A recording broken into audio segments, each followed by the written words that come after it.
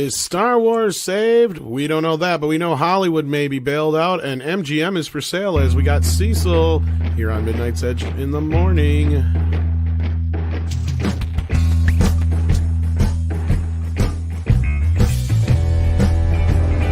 Good morning, afternoon, evening, whatever it is. Welcome to Midnight's Edge in the morning. I'm Tom Connors. With me, as always, is the boss man himself, Andre. How you doing? Greetings. I'm good, thank you. On this wonderful afternoon, it actually is in my actually early evening in my time zone. So yeah, fun name of the show. But other than that, I'm good, and I hope that so is the rest of our panel. I hope so too. Speaking of, we have our resident physician with us, Script Doctor. He has the cure for all your entertainment needs. How you doing? I'm doing well. Good morning, good afternoon, everybody. Welcome, welcome. And we also have with us our special guest this morning, the one, the only, Cecil. Hello. How you doing today? Very good. Thanks for having me. We rustled him out of bed early, and we got him here on time.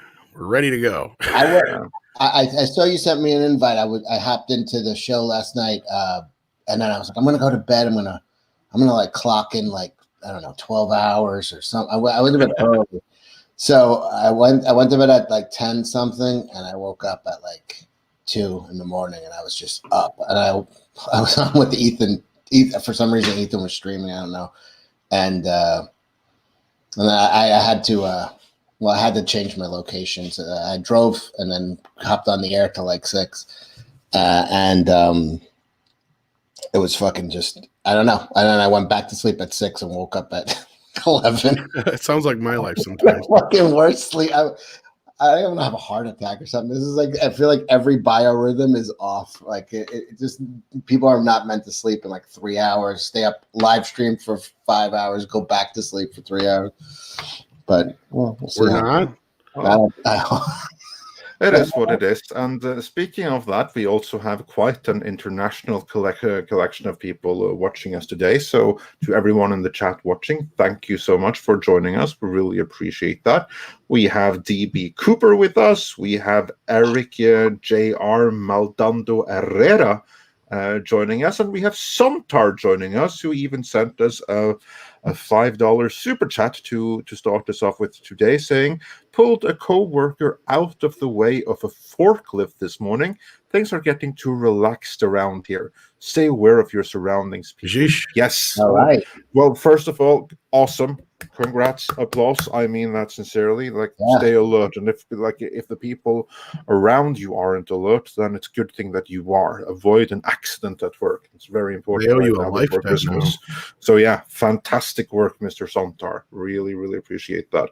And we have Squisher is joining us. Pescando is joining us. And we also have Mr. Tickle Trunk joining us, who sent us a super sticker. So thanks for that. And Freedom wants Ray to marry him, which is brilliant. Because that's how you spelt it, and not R-E-Y. I mean, well, I'm sure that whichever Ray you're referring to, or Ray Stamp, or Ray Palpatine. Well, that was R-E-Y. That's what I'm saying. That's how she spelled it. And of course, we also have sending us $5 saying, hi, gents. Even if Star Wars isn't saved, we are seeing some effort to adapt now.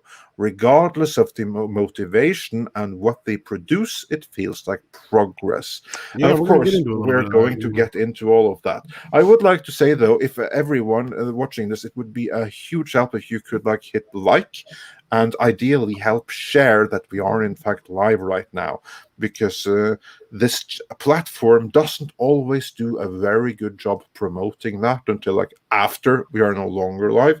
So it would be great if you could help us get the word out, and also make it part of your day to check this out every Monday, Wednesday, and Friday. And Mr. Tickle Trunk also said hire script, or hashtag I should say, hire script doctor, which Hollywood should absolutely do that. Yeah, I've been getting some interesting emails and DMs about my little Doctor Who speculation we did on Gary's when Gary was doing the morning show. So I might actually elaborate on that in the future. Rocket and Jet says, if Cecil is on time, I want my money back. Sorry about that.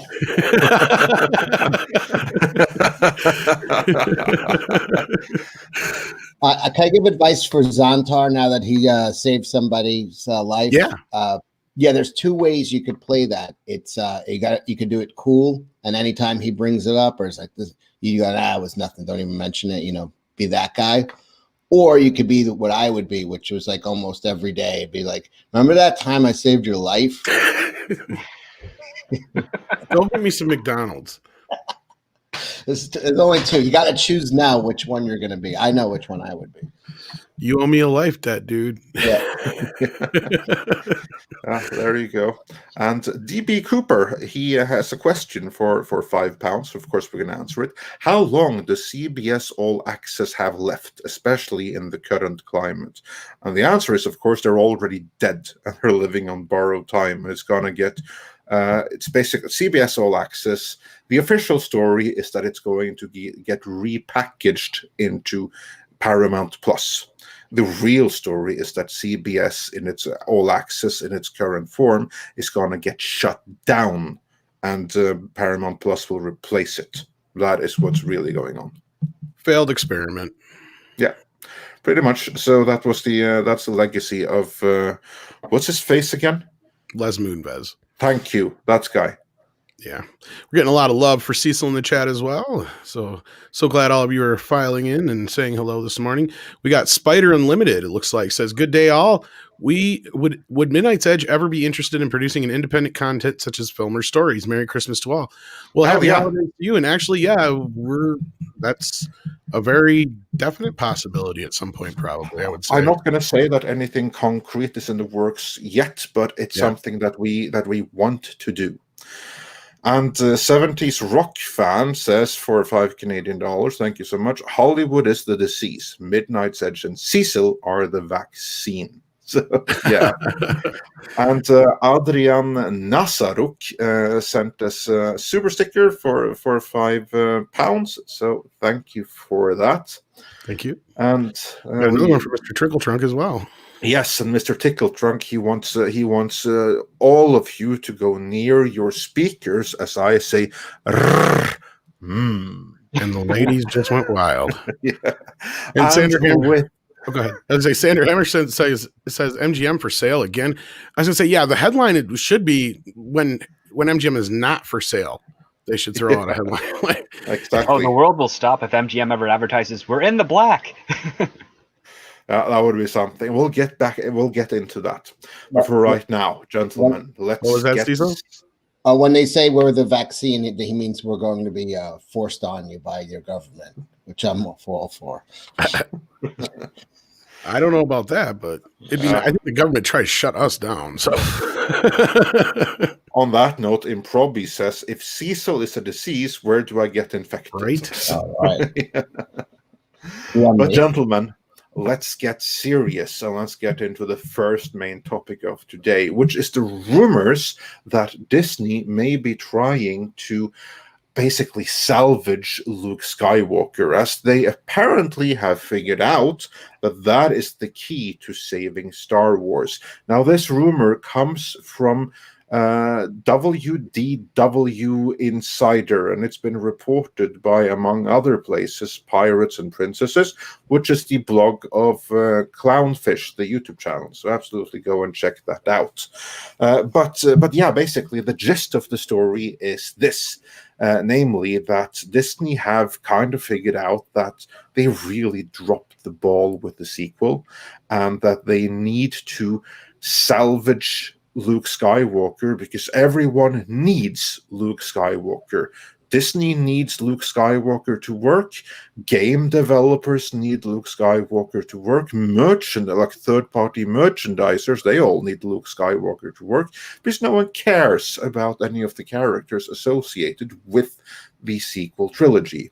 So OG is where it's at, and Luke Skywalker is where it's at.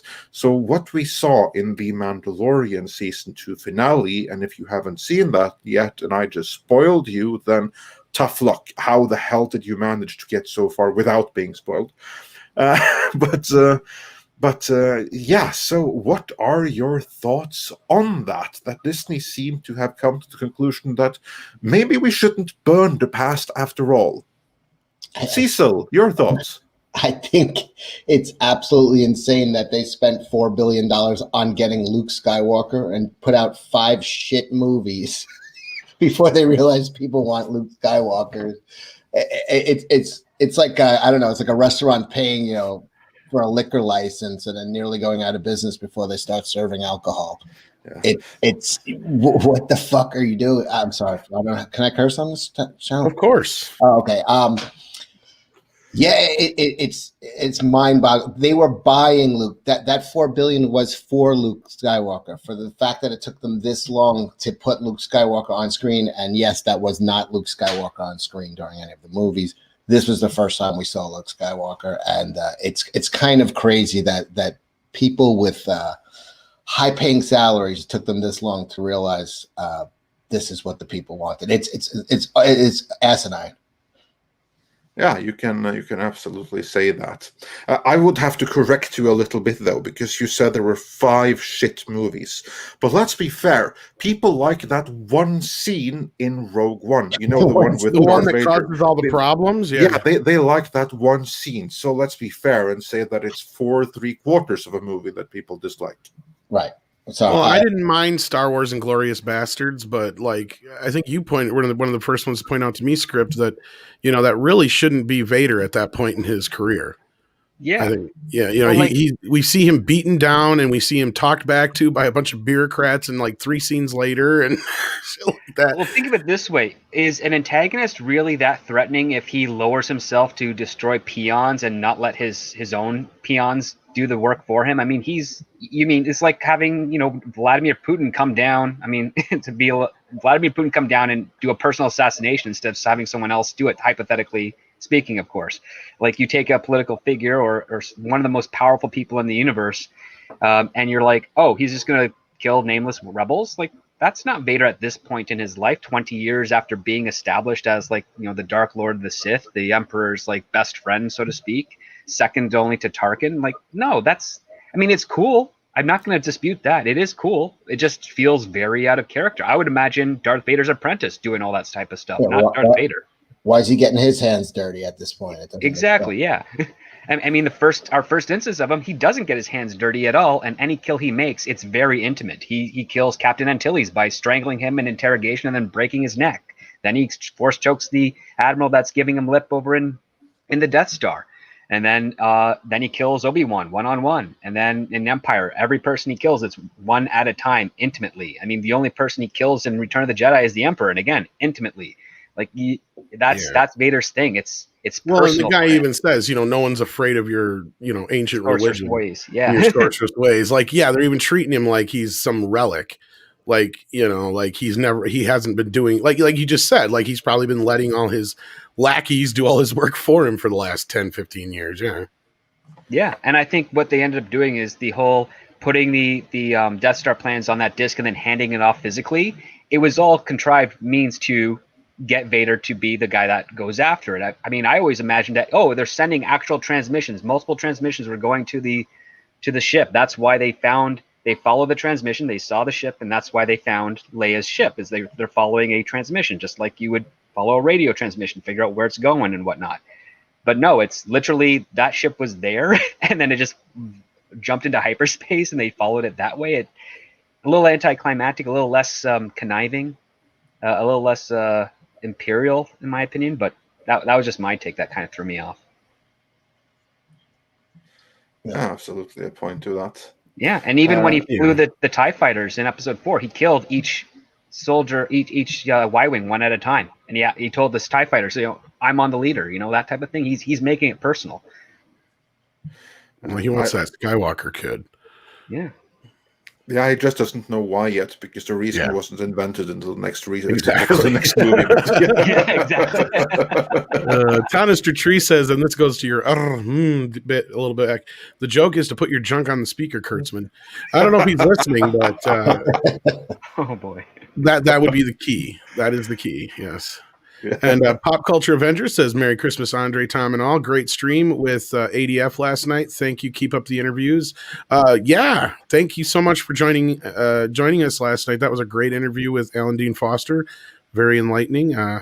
I also have, you know what, on that interview, I just have to say one thing. I also have to give some extra kudos to Tom for sorting it out, because, of course, we weren't going to spend any time talking about it yesterday as we were having the interview, but we were actually having major technical issues behind the scenes, and Tom was able to work it out, to basically use one app through another app and make them work in a way that none of them were ever decided. 3 apps, even worse yet, and make 3 apps that were never meant to interact, still were able to route one through the other to bring you all the interview. So yeah, we were a little bit late, and it did look a little bit wonky compared to what you're used to right here. But still, we were able to put. Tom deserves massive credit for being able to figure out how. So applause, Tom. I'm more impressed that I figured out in a few minutes, let alone. And also, of course, massive thanks to the great Alan Dean Foster for joining us for the interview. So if you haven't seen it, if you didn't see it live, then go to the interviews playlist and see it right there. It was magnificent. We're going to put out some clips of it as standalone videos. You're going to love those. But yeah, and also thanks to PJ over at the Orville for fixing it for us, for setting it up. So yeah, that was brilliant. And Alex Acera sent us $9.99 also, so thank you. It's like donations like that keeps the light on, saying, so will Star Wars and other franchises start addressing diversity issues by creating and making new characters like what Mando has been doing? Also, given Bo-Katan was not race-bent, will FNF keep gingers? Filoni and Favreau? Potentially. Well, that's the thing. Yeah, potentially. Is basically, if anything's been on screen already, they've got to kind of adhere to a point, I'm sure. And I mean, the only exception, I guess, at this point would have been Ahsoka, because she's orange. I mean, so like... I mean, you could really just about have anybody. I don't know Bo-Katan. She's not a natural redhead, but she has but the character was in the original, and they had the same person player who actually did the voice, which they kind of modeled the character after her to begin with, and all that kind of stuff. So, yeah, as opposed to like Ahsoka Tano, as she was already kind of established when they brought in, what's her face to play her, Rosario Dawson, yeah. So, I mean, it'll be interesting to see. Like, if they bring in... That's the thing, though, is we're also in a situation where, like, Mara Jade hasn't been fit into this universe in a proper way. Like, if they bring her in, who knows? I don't know if they will or not. What do you guys think? I mean, there is this thing of killing the gingers, you know. Cecil, what do you think? I mean, it's not a conspiracy theory about the gingers being killed. I mean, every single, you know, especially the comic book ones, as soon as it goes to television, or it's usually a black person. So it's almost comical at this point. It's just it's so expected, and it's funny. It doesn't happen to anybody except the redheads. It's like a wipeout. Yeah. No, redheads are the new red shirts. Yeah, because like they tried, and Script will back me up on this. They have been trying for the last 20 years to give us a black Jimmy Olsen, and they finally did in Supergirl. Yeah. Chris Rock at one point was actually cast as Jimmy Olsen in Superman Lives. I shit you not. Oh, there you go. There you go. As the most foul-mouthed Jimmy Olsen of all time. Right? I'm Superman's motherfucking pal. He's flying. What the fuck? Roger Haynes sends in a super sticker. Thank you so much. As he's from Canadian as well as our Canadian brethren Script. Thank you so much. I love our international and national audience. It's so amazing that we have so many people listening. I appreciate it. Would you guys also hit that like button? I'd appreciate that as well. That also helps the algorithm let everybody know that you like what you're seeing here. And we can continue to get guys like Cecil to come on. You know, he doesn't just come anywhere. He doesn't slum it. So right. Yeah, no, waking up in the morning is hard. So yeah, I'm very selective. I have a reputation and an image that I have to keep. I'm always worried about. I'm checking my Q rating right now. But the Alan Dean Foster thing is, I think the Phantom Menace has just done a great job getting this guy's story. You guys should be commended for that. Well, thank you. I saw Anna's video earlier this week. I saw Gary. I mean, everybody's just been getting that story out, and it's complete bullshit. I mean, it's really infuriating. I was kind of late to the game of hearing. I only heard about it in the last week, so I just. Well, as a writer yourself, I can imagine that does kind of hit home to a point too. Oh, absolutely. I have an extensive bibliography, and no, it's don't sell yourself short. You've written comics and stuff. You've done stuff, man. Yeah, but it's just infuriating to see a man at this stage of his life and facing up for, like he said, not asking for charity, but having to beg for the money that is already owed for him. Right. In his contract, in the first line of his contract. You should not have to beg for your own. He's begging for his own money. It's infuriating to this, base. And also it's the amounts are not insane. I mean, this is like a rounding error on a week. Yeah, he made that point too in the interview. For anyone wondering, we're of course talking about how Alan Dean Foster got screwed out of the royalty payments, and for someone who I saw was wondering, like Mark Burtonshaw in the comments, yes, this is live, as in right now in this moment. but he even said this in the interview. Mr. Foster did that. That it's not a huge amount of money. Like really, if you just went into the cafeteria at Disney and you collected like the loose change on the floor, that would probably cover it. Yeah. So it's really just it's just pure evil and malice or incompetence. Well, and he kind of pointed out he thinks it's probably just some money person. Probably he's not blaming the uppers, but what I see here, and I didn't bring this up last night because obviously it's not prudent to bring up in front of him, but the way I see it is they've had ample opportunity to do something about this. And if Alan has to take them to court over this, it's going to cost them more in the end than if they just paid him in the first damn place. It's going to cost them goodwill for sure. Exactly. Not only that, yeah, exactly. Goodwill. I mean, and that was what I was going to get to next, is they're basically making themselves out to be a Scrooge in this story right now. Like, you know what? Disney should change their logo from Mickey Mouse to Uncle Scrooge. Right. It would be far more suitable. I'm keeping me money. Anyway, what were you saying, Cecil? Sorry. There's no way to spin it where they're the good guys in this story. I mean, it's Christmas time. You got a guy in his mid-70s with his wife with health issues. He's facing cancer and he's begging for his own money. And I did love the line he added in the letter to Disney where he said, Bob Iger once said, how we do one thing is how we do everything.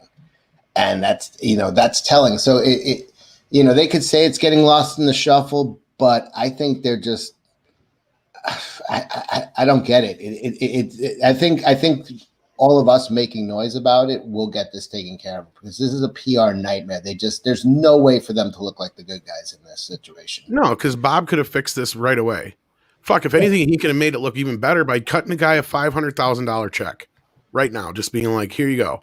That'll cover from here till eternity for, and he'll never have to work, just to make Disney look good. And you know what? That's nothing for Disney to just give him $500,000 right now. No, just reduce a little. Low levels. Yeah, no, just take a little bit from the executive bonus and allocate some of that towards that, to buying some goodwill.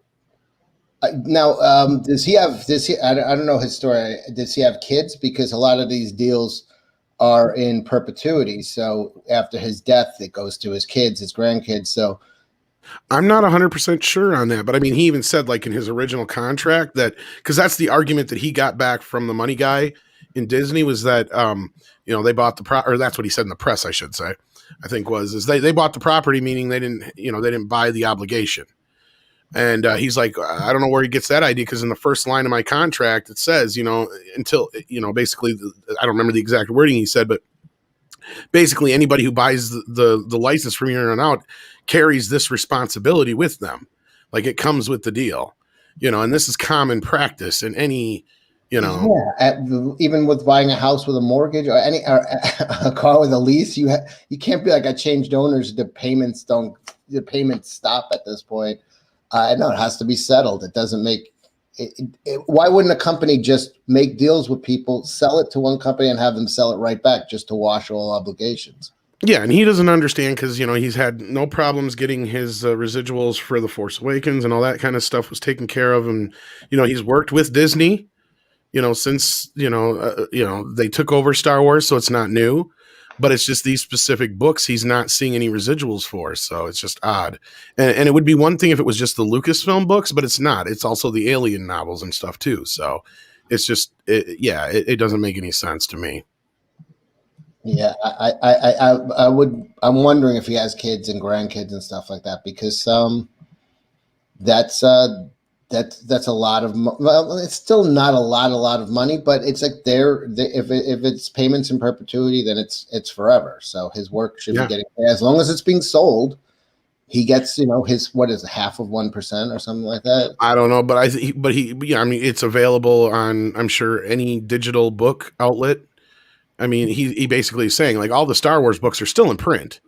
All the books that he's, done. The only ones that he talked about that they have that are not in print anymore was, which one was it? The Black Hole, right? Yeah, the Black Hole. Yeah, he did the novelization of the Disney classic, The Black Hole, a movie he apparently isn't that big a fan of. But I think he said that was through the publisher anyway. So that one he said has no problems with. So yeah. But again, it's no longer in print, so it's not like it was going to be anything from that one anyway. So yeah. But no, like I know, I get it. Like, we're sitting here talking about, and it could even be not even hundreds of dollars a month, obviously, but it could even be more than that. Because think about how many people are Star Wars fans and the Legends books still sell. Even though they slap that Legends on there, they still sell. I'm always seeing people post their new books online and everything. So, I mean, there's a fan base there for it, or they wouldn't keep printing them. Yeah, I think it's just people right now with so many people losing their jobs, and it's like just hearing a dude getting fucked over, especially by one of the biggest corporations in the history of the planet. Like, it's just like, it's such a fuck you Disney moment. It's like, come on. And especially this guy, and like I said, he's not asking for charity, he's asking for his own money. He's begging for his money. And I don't know. I got very angry by this whole story. No, and rightfully so. And I think we all did. And I think that's hopefully Disney sees the light of day, but as it's getting later and later now, the longer they take to do anything about this, the worse it looks for them. But Andrew Pitko says with $5, I would love to see an edition of the Golden Age of Sith. He's talking about, I suppose, like a spin-off TV show. Yeah, that'd be interesting. That's the thing. It'd be nice if they get away from everything we know, but now they're too afraid to. What do you guys think? That's a great way of segueing into this question. Do you think now that Luke went off with a hitch and it was mostly well received from the fans? And again, don't get me wrong. I know there's a lot of people out there who weren't too happy about it, didn't like it, and all that kind of stuff. I'm not trying to say there isn't. But for the most part, they've gotten a lot of support for this. Do you think Disney's going to take the wrong message from this and start cramming in as many of the classic characters as they can? R2-D2 Adventures show. Well, I mean, what do you think is next if since this went off so well now that we got Luke? I mean, he's like the Pentaltium, you can only go downhill from there, but I mean, what's next? A Leia show? Well, we have rumors to that, but first I want to hear what Cecil and Script have to say before we get into the specific rumors of what Disney actually might do and what they are considering. Yes. Yeah. Well, I hope they go the route of ignoring the sequels and build towards something else. I think the fans would just love that. And by the way, this is just, I consider myself a little bit higher than a normie on, well, actually probably a bit more in the last few years because I've been hanging out with so much Phantom Menace. But I have friends who, just watched this the other day, and I have a friend who I didn't even know watched Star Wars. That's a total normie. And he's just like, man, I almost cried when I saw Luke Skywalker. I was like, really? I was like, and this is like a complete normie. and then he hated those Star Wars movies, like absolutely didn't even finish them. Like would rent them or start watching them on streaming and just never finished them. The sequels. The sequels.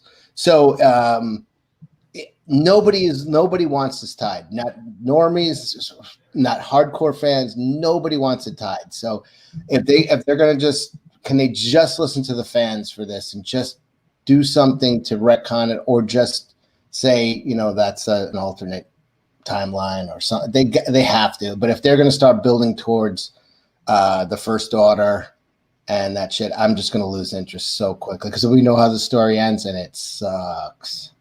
Yeah. Script?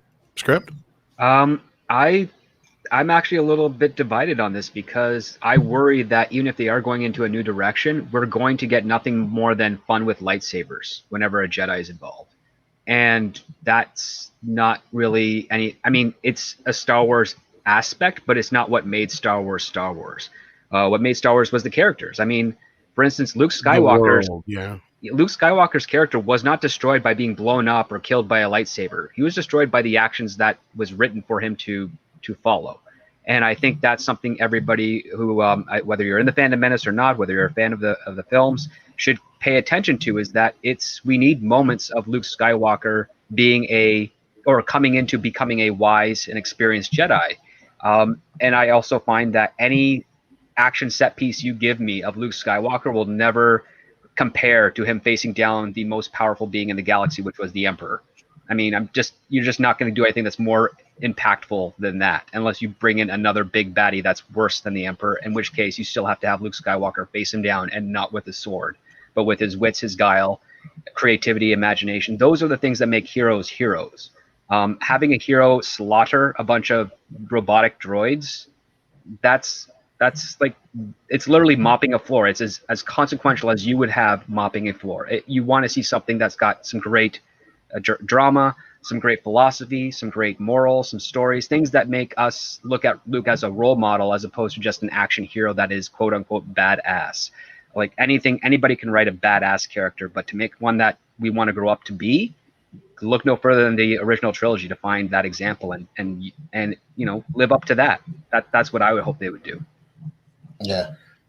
I speak on those the robotic I forget what they're called, juggernauts. What were they called? The dreadnoughts, or in that scene? I think the dark troopers, death troopers, the dark troopers, the Cylons. The Cylons. So exactly. At least, I mean, they nerfed and have made stormtroopers such a joke in this series that at least for once you felt some tension as they were breaking down the door, and you saw how hard it was for Mando to beat one of them, and then you see hundreds of them show up, whatever, dozens of them show up, and you're just like, there was actually a sense of like urgency, how are they going to get out of that before Luke came? But has there ever been a time in this entire series where you see a platoon of stormtroopers show up and you think, oh, now they're in trouble? No, and that's terrible. And the other part too, the Dark Troopers were a wasted opportunity, because if you were to say, oh, we have these disposable robots that are easily programmable and do what we say and are virtually indestructible, why aren't they trying to annex liberated worlds that the worlds that the Republic liberated? Why don't we have like 3 or 4 of them that are able to control an entire planet, and that causes issues for the Mandalorian, thus building up the fact that, oh, darn, the Empire is actually going to have a threat. In which case, and if you actually have, say, them go up against Ahsoka and she struggles just to defeat one of them, then it actually shows, hey, even when Luke Skywalker shows up, it's like, oh man, like, is he really, we know he's going to pull this off, but how is he going to do it? And what creative ways can we see that? That's usually what you want to do with an antagonist or an antagonistic force. And instead, as soon as Mandalorian has that pretty decent fight with the one, and then they're on that like catwalk with Luke Skywalker, it's just, okay, he's just chopping them to bits like they're butter, which is basically almost a quote that George Lucas said to Steven Spielberg when he introduced them to the droid army. He's like, yeah, the Jedi just kind of chop these up like butter. I mean, that's not dramatic. That's not as fun. Yeah, which only goes to show that George Lucas, he works best when he has someone also like saying, okay, these are good ideas. Now we're going to help you executing those ideas in the best way. Because my view is that That was the downfall of the prequels. There were great ideas in it, but they were terribly executed, and he needed a more competent storyteller and filmmakers to help him execute his ideas and just change the wrapping without doing anything else. Whereas the sequel trilogy, they didn't have his excellent ideas. They had a crap story at the bottom, to the extent of which there even was one over the course of the trilogy. And that's kind of like what screwed them. So yeah, if they only had like taken George Lucas concepts and just worked on the presentation, but that's neither here nor there. But let's get back to the rumors at hand, because yeah, now we just went into a little bit with what you would like to see. But here's the rumors then, which is coming from WDW. I hate the letter W, so difficult to say. But anyway, that guy and this Disney insider, and apparently the rumor from him goes that they won't. And again, these are just rumors, and it's one of multiple courses of action, but the one that they're looking into right now, and I would have to believe that's because Kathleen Kennedy is still there, is that they're not going to remove the trilogy from canon, but they're going to retcon it into later movies, and they're going to find a way to make it so that Luke Skywalker, he was on top of things the whole time. He was just pretending to be a loser. That might not even have been the real Luke Skywalker. It might have been another Force projection, which was there just to deceive Rey Palpatine, because she couldn't be trusted, because she was a Palpatine, and she had to be deceived to protect Grogu, because he is the one that's really going to bring balance to the Force, or unite the dark and the light, or something like that. And sell all the toys. Yeah, and that way, they're going to then retroactively redeem Luke Skywalker and cast even more shade on the sequel trilogy, possibly in a later Grogu trilogy. Gentlemen, let's just assume for a second that this rumor is accurate. Now, we don't know this, but let's just assume that it's accurate. What do you think about that? Is that the course of action you would be happy with? Cecil? I kind of I think that's what they're going to go. I'd be happier if they just. It would be such a fuck you to Rian Johnson. Maybe I'm being petty. I just want them to get an ultimate fuck you where they say nope, that doesn't exist. But we're not going to get that. More likely, it is going to be retconned. I had an idea I had a theory on the Baby Yoda one. People said it was so stupid it might actually be this. So I'll give the theory. I think they were given Favreau and Filoni were given the problem with Rey is, she's never got training. She's a Mary Sue, and she's really. I mean, I like Daisy Ridley, but she's not a likable character. She's not a hateable character. She's just blank. And I think they were like, hey, what if we link our probably most popular character in 40 years, our most loved Baby Yoda, and this one that people are just indifferent to, and make them linked. And my theory was that she is going to be the result of the cloning. She's going to be the clone that lives, young Rey. And then Palpatine's son is going to see that the plans for her and to save her hides her on that planet. What was it? Jakku, and hides her there so that she and so it's going to be, hey, you can't really hate Rey because she is Baby Yoda and she subconsciously has his memory and his training. That's why she was so good at stuff, is because she actually has his training.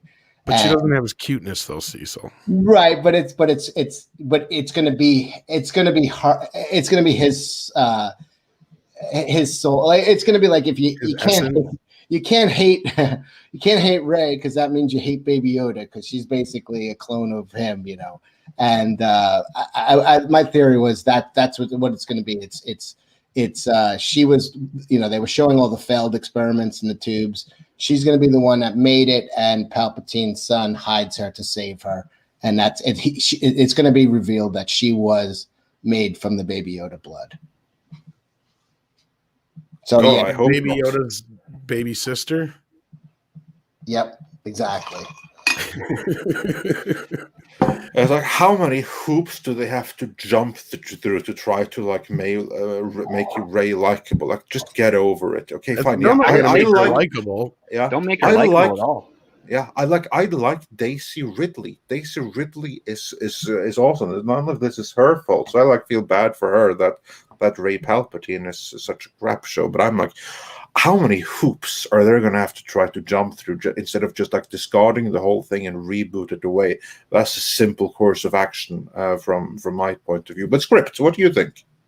I think that the best way to probably correct the course would be, unfortunately, to keep Luke Skywalker dead, but I would say lean into the lines that Palpatine spoke of in The Rise of Skywalker, where if Rey kills him, he joins her soul, and then start a new trilogy with her trying to fight off the Palpatine influence inside her mind, and then bring in Mara Jade Skywalker and Ben Skywalker as two that were hiding away in the galaxy training because Ben was still too young. Make him a kid, make him like 14, 15 years, and at least during the time of the sequel trilogy, and then pick up when he's like a young adult, like 21, 22, and it's him and his mom with the Force Ghost Luke guiding them to prevent Palpatine from taking over the body of Rey, and Rey's kind of like, messing around things in the galaxy because she's reckless.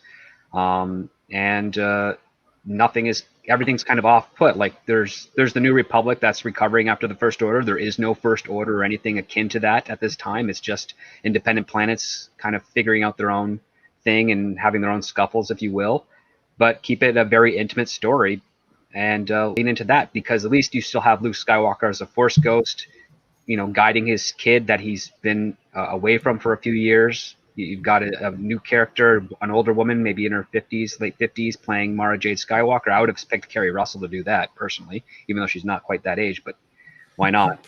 And I would have leaned into that and shown this journey of, like, Luke still lives on through his legacy, and he's still able to be a guiding force for these newer characters. Well, I don't know if they're going to go any of those routes, but I do know this much. I don't believe we're going to get a Luke series, but if we do, then I don't know. Sebastian. No, I don't see. That's the other rumor going around, but I don't see him doing that either. Now, Script, you sent me a long email last night, and I didn't get a chance to read it all, but I did kind of skim through it and got the summation at the end there.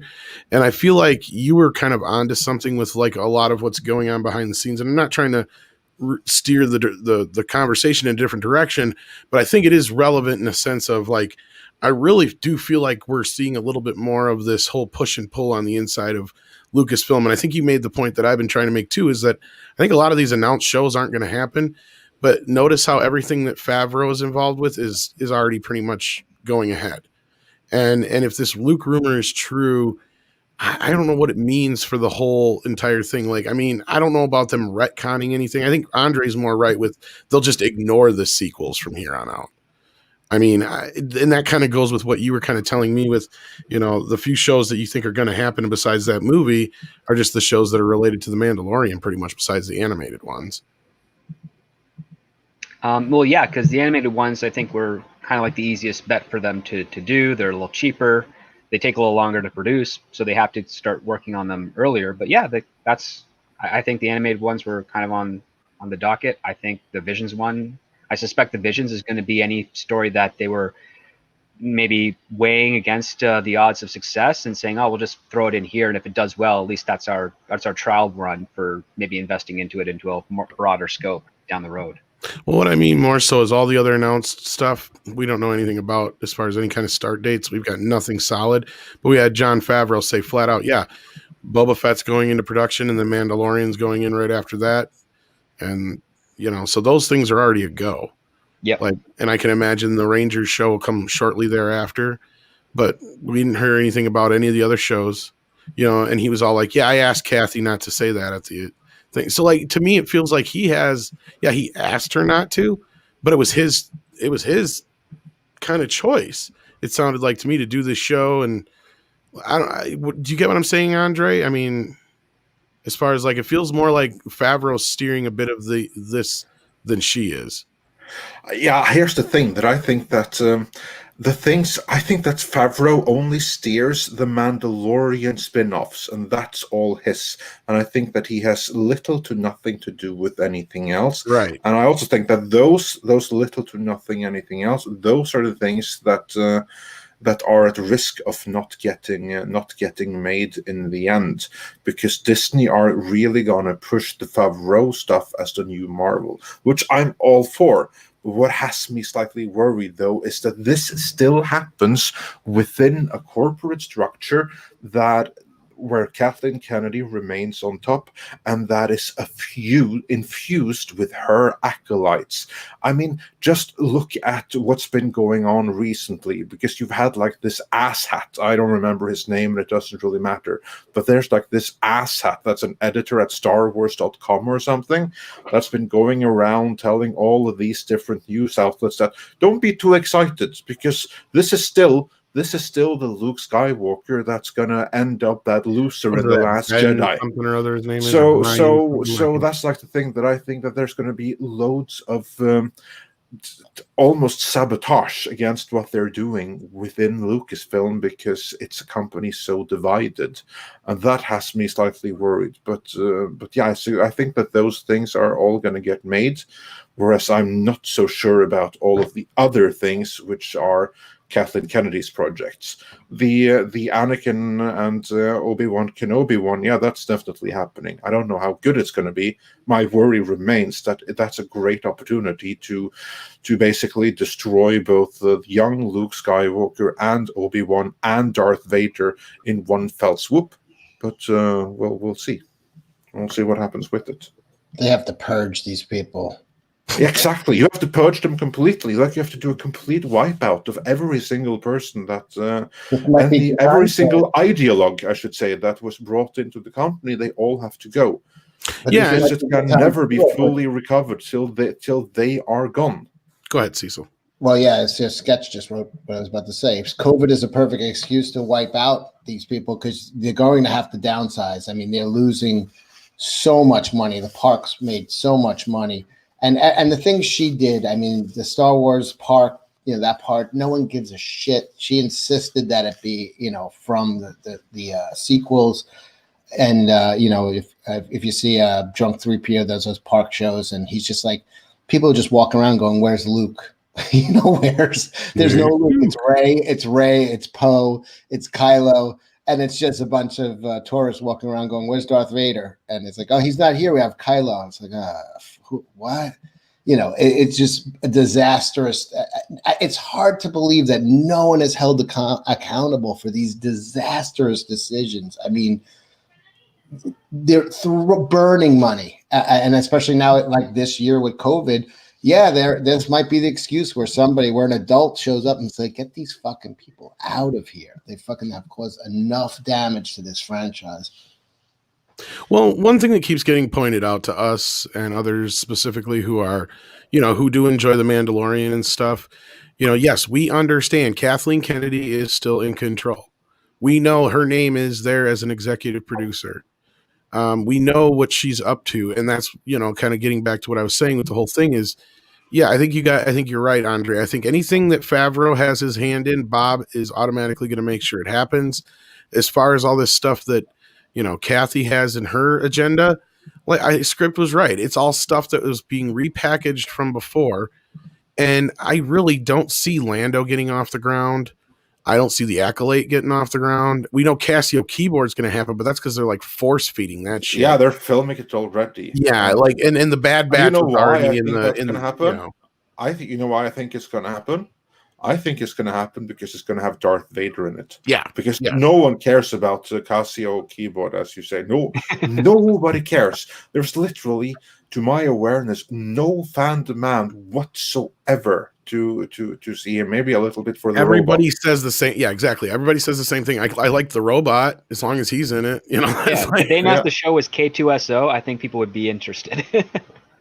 Yeah, that's what they should name it, because, he's the one that people came for. He's the one that people cared about. But no, I think that it's going to be. I think that it's going to be a Darth Vader component. It's going to have like more Darth Vader moments. That's kind of like why that one is seeing the light of day. I can't imagine otherwise. But maybe you know or can speculate in something that I don't script.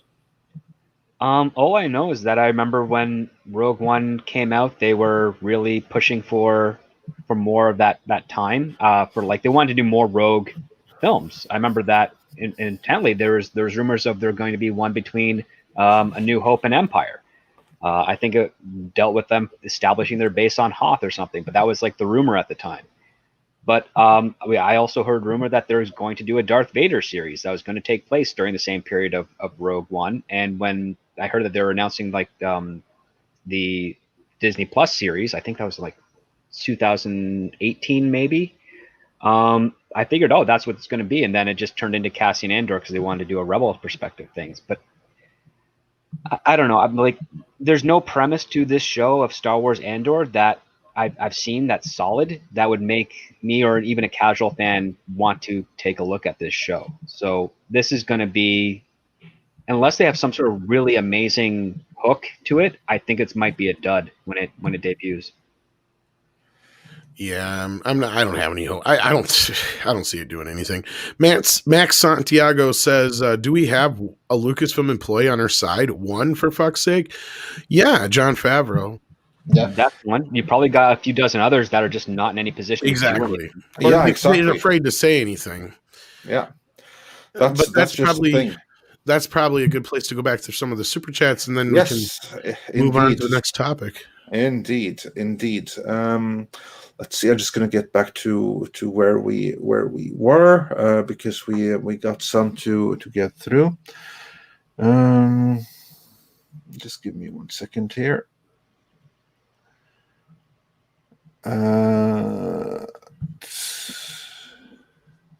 Yeah. Okay. Here we go.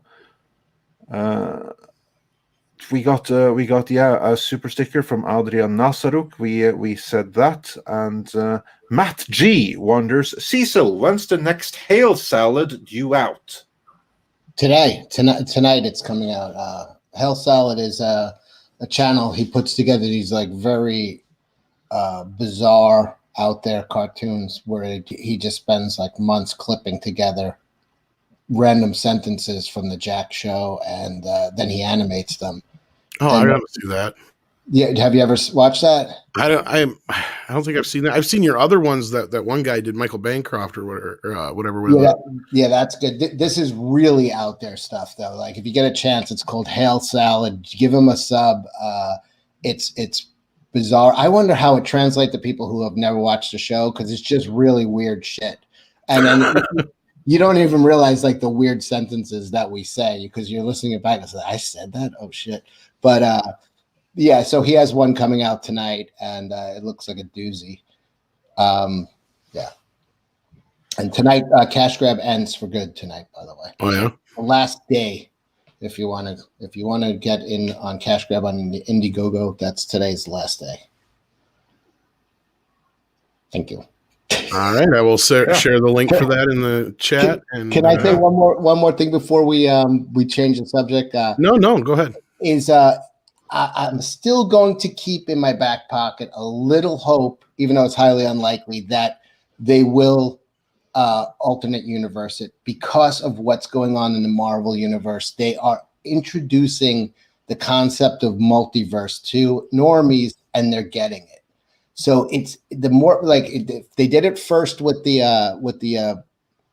Spider-Man Into the Multiverse, and even little kids understood it. You know, it was like, oh, he opened up this portal and there's alternate realities, and they did it really well where even little kids understood it. And then you got the Doctor Strange multiverse show coming out. Then you have the Spider-Man live action and multiverse movie coming out.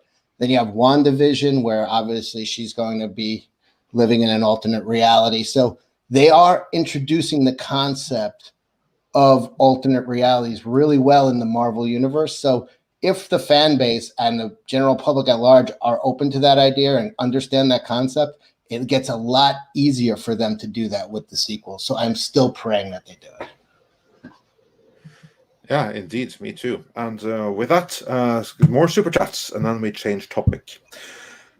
Tonister Tree says the joke is put your junk on the speaker, Kurtzman, in reference to something Yeah, we earlier. got to that one earlier. Yeah. And Alex, we got to that one too. And Roger Haynes said, sent us the thumbs up super stickers. Thanks so much. And Matt G says that Vader did pilot the TIE Fighter in episode 4, LOL. While he loved the ADF interview. Well, and we did the one from Andrew Pitko already, who wanted to see an edition of the Golden Age of the Sith. Math G, he has another question for you, Cecil. Will there be a Christmas Eve Jack show? We'll find out today. I don't know. I threw out the question to my co-host yesterday. I think Anna's going to be away, and John had COVID, so he had a little health problems. So I don't know. I may do. If not, I'll do a solo stream. But I would like to. So the answer is I don't know. Yeah, and I'll do it with you, Cecil. It'll be a CT show. I appreciate that. And Pseudo Sign says, hey guys, I'd be happiest if Star Wars was simply retired. I know they want a good return on the investment, but nothing is better than something. And Taker610 says, sorry Grogu, your father Yoda is dead. He died in a swamp and that is where I left him. I found an island. You can have all the milk and all the eggs you want. Oh, yeah, there's that. And Andrew Pitko says for $10, thank you so much, if anyone killed Star Wars, it was Marsha Lucas when she divorced George and took half his money. That started a domino chain of events that led us to where we are. Well, yeah, but also would the original movies have been as good as they were without Marsha Lucas? Because she did a lot of good there. But yeah, no, she cut those first two films, and it shows. They're quite good. As much as I love George Lucas, let's be real. He was jealous that she won an Oscar for Star Wars, and he did not. There's definitely some ego, and that there's a lot of divide from that relationship. But they should not have been married. But he literally built Lucasfilm as like I've said this before. The prequels are more interesting if you put them up against Lucas's life, because they really mirror what he was doing with building Lucasfilm. He was literally building a fortress for his wife so she would never have to leave. I'm not even joking. That is seriously what his whole plan was. And Script can back me up on this. I mean, that's one aspect of it. He wanted a safe haven for independent filmmakers. Well, that too. He publicized it. He's like, if you're an independent filmmaker and you want resources and you want funding and you don't want the studios to, rewrite your work, you come to Lucasfilm. That was his goal. Unfortunately, that the result of that never ended up occurring. He ended up becoming his own little private independent studio with the same rules and stipulations as the big boys. He became another big boy other than for himself, because he was the one setting the rules for everyone else. But yeah, no, you know what they should have done? I do not remember the name of the Rock's wife, but the Rock, and that is like the Rock. I forgot his real life name. What's his name again? Rock. Dwayne Johnson. Thank you. Wayne Johnson and his wife, she was his production partner, but they couldn't make their relationship work, so they divorced, but they continued working as production partners. So she is still his agent, and also the agent of Henry Cavill, by the way. Yep. And they still got that thing going. So they saw that, we can't be a couple anymore, but we got too good a thing going here as partners to end that. It's a shame that Marsha and George couldn't keep that going, because Marsha did cheat on George, so there's also there is that, but there is that. I'm not saying that, but anyways, still, I think that Star Wars would have been in a far better position if the two of them had been able to work together. Yeah. That's smart on their part. I give them credit for doing that, because don't fuck with your money. Like, I always think of Mick and Keith.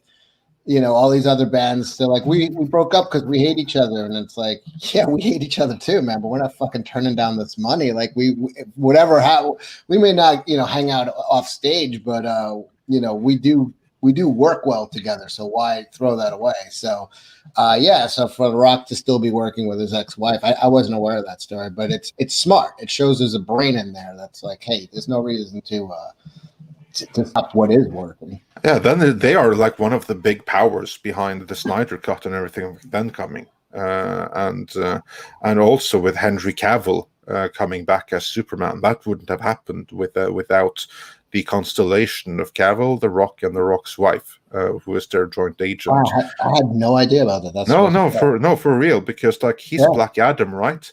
And imagine how big it's going to be with Black Adam versus Henry Cavill's Superman on screen. And there's one agent that stands to benefit from it, since the same agent between both of them. That's like a powerhouse right there. And do you know if she's single? She might be. I don't know. If she Cecil, is. if anybody can make her single, and it would be you. Well, I think I'm the next logical step from The Rock. She's gonna bring you to the gym though, because if you look at pictures of her, like I don't know who's stronger, her or The Rock. Yeah, but I'm saying like she's already been there, done that with the big muscle guy. Maybe she just needs like a puddle of goo of a person, and I'd be there to step into that role perfectly. Yeah, well, yeah, that's the point. There's something for like getting it out of your system, and she has muscles every time she looks herself in the mirror. She's bored with it. Exactly. She wants something new. Yeah, exactly. Let's try Punchy for a change. And BK0271 says, seeing Ray will always remind the fans of all the bad that happened, no matter what is changed. Start over fresh and let the sequel trilogy fade away. While Fallout Zone G says, keep out the great content. Thanks so much. Culture Casino is in here and sent us a unicorn super sticker. Thanks so much. Yeah, that's Danny. Holy those fucking arms! I thought that was almost a Photoshop. No, I told you. Like you look at her, and you wonder, like, who's stronger, her or Dwayne? Oh, I would feel so safe sleeping with her at night with her arms. I'm not so sure she's always been a she, but I'm not going to get into that. No, that's a point of personal preference. So yeah. And then we have John Malin says, thoughts on two men engaging in Turkish wrestling, a battle of completely hetero wills and strength. Danny will wrestle you. Yeah. And Culture Casino also says Casio keyboard has had issues from the start. He's filming now, so it'll be interesting to see what he's got issues in the end too, because he fucking dies. Yeah, that's a pretty big issue. Oh, it's like talk about removing the stakes. Yeah, don't go there script like this is going to go into some alternate universe where Casio keyboard's going to live. No, they're who knows what they're going to do, but it's just a prequel from my knowledge. It is just a prequel, which is what the rumor is suggesting. But they make somehow Cassian Andor like half robotic, and he survived that. I'm gonna roll my eyes. No. I'm thinking from the teaser trailer, because it's all like, I've done a lot of bad things, but I've done them all in the name of the rebellion and all that kind of stuff. So like, that's just what it's setting up, is that he's going to be the badass who did the things that he's the John Wick of the rebellion. He's the one who's got to get his hands dirty, to make this shit happen. That's what it's going to be about. So it could be interesting, but again, we're all going to give a shit about the damn robots. So pretty much. And Perry Chan did a Jack Show Turkish oil wrestling special. If you want to, that was John Malin, my co-host from the Jack Show, who brought up Perry Chan did this for us. If you want to take a look at it. Oh, sure. Ready to rumble! I've seen this one.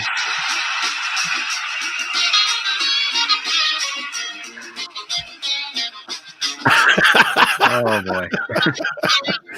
There goes our monetization. What?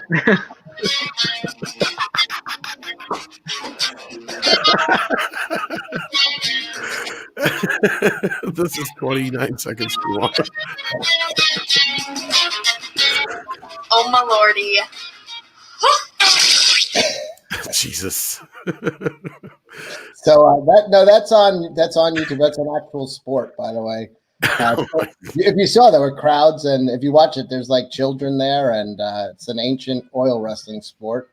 And you have to lift your opponent off the ground, and the only way, because they're so covered with so much oil, is to just get your hand down their pants. It's part of the it's part of the sport. So and it is odd to watch like the sport coverage of it, because there's like little kids watching. It's like the filthiest looking sport you ever saw. It's guys shoving their hands down each other's pants, but it's real. There you go. There you go. And with that, we're not quite caught up. We have one super chat left, and then we're caught up. Yeah, we had one more. Cedric Taylor 08 says, when is she leaving and what are her duty, and is she staying or what? Yeah, Tom, take it away. Well, her contract, as far as we know, should be up at the beginning of this next year, but I don't think she's going to go anywhere. And we've been saying this for a while. They'll probably extend her contract for another year or two. And it doesn't even matter if she is gone. She's still going to be attached to a bunch of things. Her name's still going to be on a bunch of things. She's part of Indiana Jones no matter what. She's setting up this bones and blood thing, or whatever the hell it's called, the Children of Blood and Bones or whatever. So she's setting herself up there for something. She's Amy Pascaling herself into Lucasfilm. So no matter what happens, she will always be a part of this. And I mean, that may have even been one of the original reasons why George went this route, is because he knew she was going to be a major voice no matter what, in like Indiana Jones, perhaps. But again, to me, I feel like, yes, you can point out the obvious all day long. She's going to still be there, but we just have to make sure they hear us when they do something right. And the more things they do right that make her look bad, well, hey, I think Andre's video was on point last week.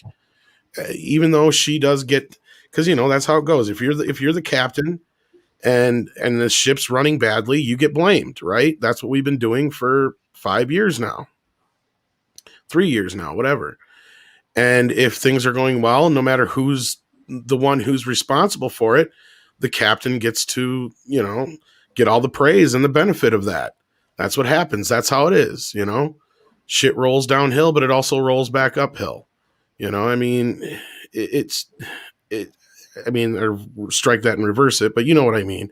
Well, the door swings both ways, right? Exactly. And yeah. So far, it's not going to hit her butt on the way out, because she's not going anywhere. No, but the thing is she may be getting all the praise for the Mandalorian right now, but like, I think Andre made the point, is everything that she or anybody else is getting praise for the Mandalorian is a big fuck you to everything in the last 3 years. Exactly. That's like the thing that it is my understanding that it was Bob Iger that brought in Marvel guy Jon Favreau specifically to clean up Kathleen Kennedy's mess. And now when he has, it's a sad irony that as the head of Lucasfilm, Kathleen Kennedy gets praise because Jon Favreau cleaned up her mess when she didn't even hire him to do it. It is bullshit. But I have one question for the guys that are saying, as a leader, she should be getting the blame for the failures because she's the leader. And my question is, why do you hate strong women? Especially Danny. Mm-hmm. Exactly. Yeah, because there's like the thing though that things that didn't work, they were actually her fault because she was the one that mandated they be so. Hey, man. Whereas on the Mandalorian, yeah, she was there. She could see what it was. She could give some notes here and there, But on the whole, it's Jon Favreau and Dave Filoni that's responsible for everything good. And all they did with her notes was to try to incorporate and make it workable whenever she demanded some bullcrap be put in there. I don't think she had any demand on anything. I'll be 100% honest with you. I know some people like to think she did, but I really don't think she did. I think she's had very little to nothing to do with The Mandalorian season 1 and 2. What she does not deserve, though, is any kind of praise in any shape or form whatsoever for that show. Because the success of The Mandalorian had nothing to do with her. You want to know a scenario, and this is me speculating? This is the scenario I think went down. Because after our video, somebody pointed out a few things to me, and I did a little more research. I think what happened was she was going to go full bore with the Boba Fett movie because they originally had Josh Trank and they fired him. Then she brought on James Mangold, and even though he denies he was ever attached to it, I think he was. But I think what happened was Bob said, no, we're going to do what Jon Favreau wants to do. He's got this Mandalorian idea. And Bob's like, yeah, if you can incorporate any of this Boba Fett stuff into the Mandalorian, that'd be great, John. But no, we're going to go with this. So Kathy's like, fine, fuck you then. And she gave James Mangold Indiana Jones because she knew Spielberg wasn't coming back. Because, these things go, like, we hear about them, but they were decided months ago usually. Very rarely do we hear something in the news that happens, like, right now. Only this pandemic is the first time I'd say we've ever had, like, an immediacy in the entertainment news. And I know Andre knows what I'm saying, because usually these things have to go through channels, they get suppressed, and then eventually by the time they get leaked, it's like the whole Kathleen Kennedy thing. Her contract was probably renewed, and as far as we know, it was renewed way back right after The Last Jedi came out, and it just was leaked to the press in September, months way after the fact, just to be like a fuck you to guys like us. Yeah. And not even by Disney, but by her camp. Because if Disney wanted to give that fuck you, they would have done an official announcement. Exactly. And they never did. It's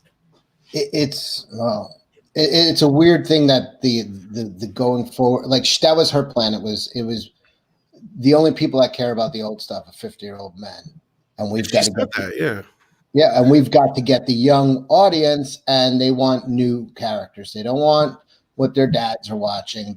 They want new stuff, and they were so wrong. I mean, and the weird thing is they keep doubling down on their wrongness, and Favreau just came in. Because he did it with Iron Man. He did it with Iron Man, where he's like, guess what? The guys who were reading this book in the 60s and early 70s, their kids never heard of Iron Man. Now they're watching these movies together because you can appeal to both audiences. So Favreau came in with Mandalorian and did the exact same thing he did with Iron Man, which was get the dad and then kids who never heard of a Mandalorian totally into this show. It can be done. Small-minded people think it can't be done. They're like, no, we have to just wipe the board clean and start over. And even after Favreau did it at Marvel with Iron Man, with Captain America, with these characters that go back to the 40s, 50s, 60s, and still making them fresh to teenagers and young kids today.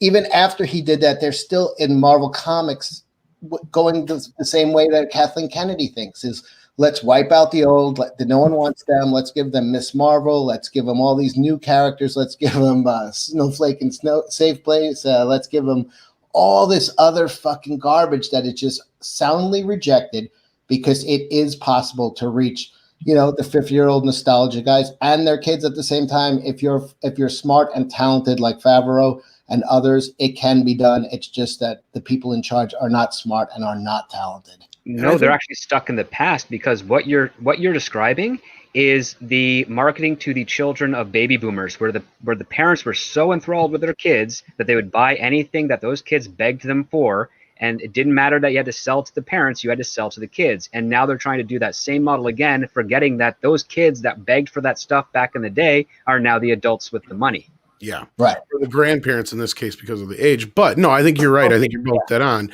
And I think they forgot that. I think they forgot all about brand loyalty and longevity, and the fact that, parents didn't have a problem with their kids watching Mickey Mouse. Why? Yeah, because I watched Mickey Mouse when I was a kid. That's why.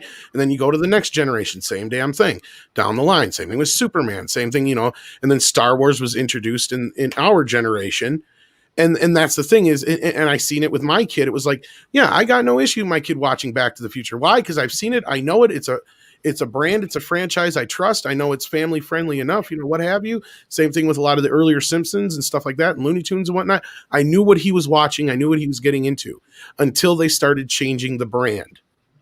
I noticed, and the big difference is when at the time I was dating someone, she had a younger kid, that Man of Steel came out and we took him to the theater. He got scared and wanted to leave. It's like, okay, this kid should be able to go see a Superman movie. Right. Okay. That's the thing is I went into that trusting the brand that was selling me a Superman movie. And again, I'm not speaking to anybody who liked the movie. I'm talking about the whole fact of I went in to trust Warner Brothers / DC to, I get it. It was PG-13. I knew, but so has every other Batman and, Spider-Man movie up to this point. So again, I knew it wasn't going to be the Christopher Reeve Superman, but I did expect at least a Superman movie to where a kid could go in and this be a Superman movie. And it wasn't. And that's kind of an allegory for everything we're getting out of Hollywood now is parents should be able to go in and trust that they're seeing Star Wars with their kids, and they're not. It's not something we feel comfortable passing down to the next generation. And I think that's really what you guys are hitting on, at least in my opinion. Yeah, it's also short-sighted to write off the 40 and 50-year-old market. It's like these guys, like you said, they have money and will spend. Watch Az and Robert Meyer Burnett with their statues when they do that show. These guys will shit out hundreds of dollars on any little trinket, and they'll be doing this into their 70s. So to write off a 45-year-old now, that's 30 years of buying when they have just to write them off. Well, let's go for the teens now. It's so short-sighted. Yeah. Why not go? What they don't get is that the 50-year-olds that buy stuff like that now, that's the first generation of kids that really started picking up all the merchandise that was brought on by the original Star Wars. They never stopped. And that's the same with every other subsequent generation. It's not that you hit a certain age and then you just stop. Right. No, maybe you don't go to theaters as much, but your interests, they'll never change. This was actually like one of the greatest points that was made in the movie The Secret in Their Eyes. It's from some Latin American country. I don't remember which one. Sorry, won an Oscar for Best Foreign Film. Great movie. But anyway, that was even like the point there, that a man, he can change his family, he can change his wife, he can get new kids, but he can never change his passion. So once a geek that buys into all kinds of merchandise and collectibles, that'll never stop. That's with you forever. And that's what they kind of like fail to realize. And that's also something that's passed down. So it's not like, oh, my dad likes this, so on the contrary, I'm not going to like it because my dad likes it. I want the thing that he likes, but I want a new version of it. It's not like that. Says like, no one. Yeah, exactly. But like if you look at like the most emotional reaction videos that are right now on YouTube, by the way, that's quite a rabbit hole. I tell you what. But, I wonder. Yeah, the most emotional ones are the ones where you have like the parents and their kids, the ones that have brought their kids into it, and they share that experience together. I wonder if it's the introduction of like almost feminine thinking, because it is for men. It is. It's like if you watched football or baseball with your father, you continue to do that. If you watched Star Wars with your father, he watched it, you watch it, Star Trek, whatever. But I wonder if women, they don't want to do what their mother did. And now that they're in charge of studios and stuff, they're like, kids don't want to do what their parents did. Not totally ignoring that men are different. They actually do pass down those hobbies and interests. But maybe women have like a different thing, like, I don't want to turn into my mother. So that is a good point. That might be a good point, but also remember, that is a very good point. Very valid point, but I think it even goes beyond that, Cecil. I think it's more about the breakdown of it's this idealism and Marxism, or whatever you want to call it, that they're trying to break down the actual family dynamic. big Well, time. remember in 2008 when J.J. Abrams got Star Trek and dropped his first trailer, and it started with "This isn't your father's Star Trek." It's like that's antithetical to what kept the brand alive, and we're now seeing the Exactly, same thing. Like the Force Awakens, that's not our Star Wars. That's not our father's Star Wars.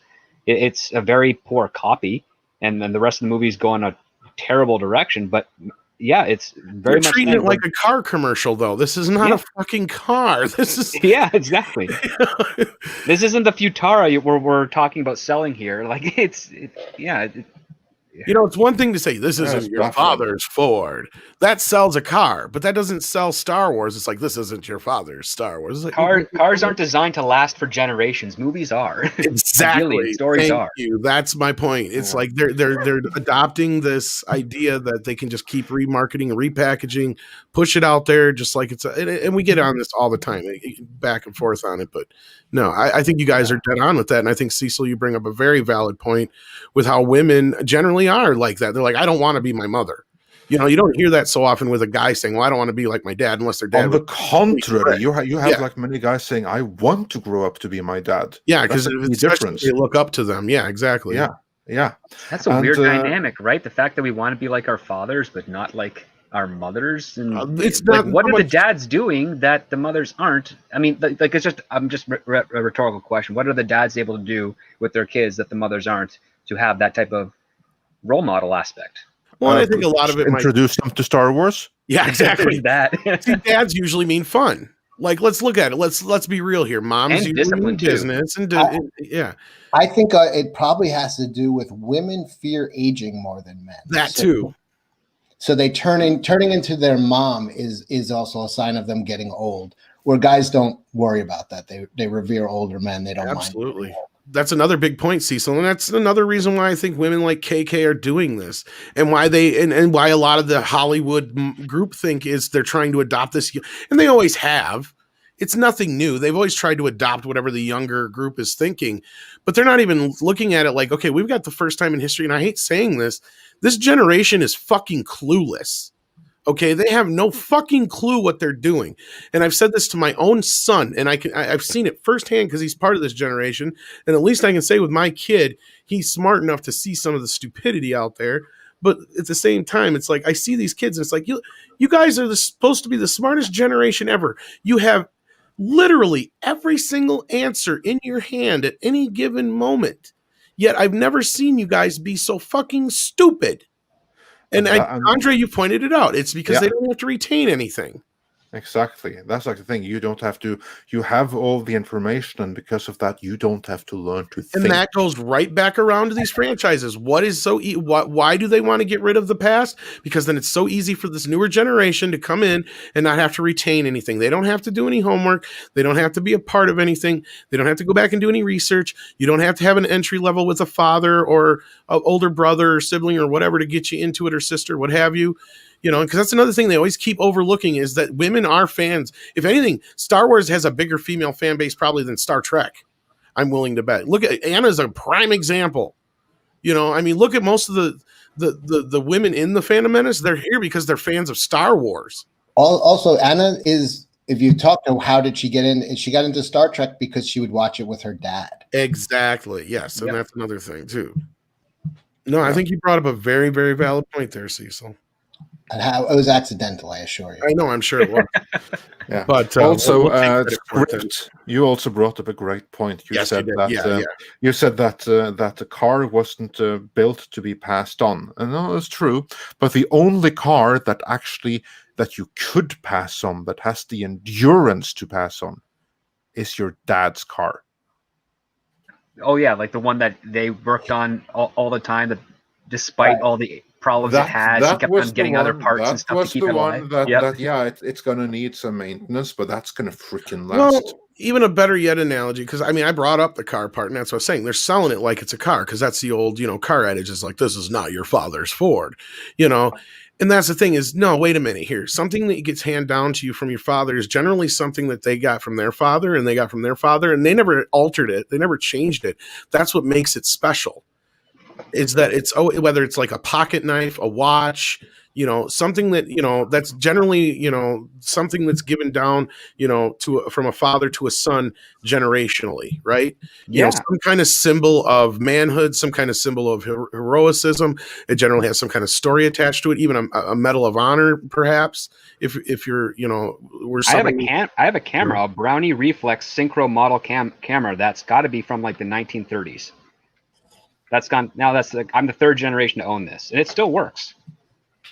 If you want a scene that illustrates what Tom is really trying to say is if you watch Pulp Fiction with Christopher Walken hands a young Bruce Willis that watch, I kept this uncomfortable hunk of metal up my ass for 3 years so that you can. Now I'm giving it to you.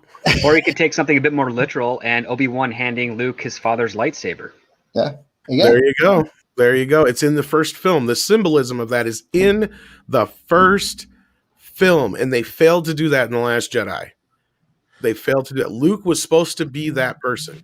He was supposed to be the Ben this time around. He was supposed to hand, even though he was the one being handed the lightsaber again, he literally should have handed it right back to her and said, no, this is yours now. I made my own. Yeah, not just that, but it's just the whole point of now you're the student and I'm the teacher kind of thing. That symbolism of it.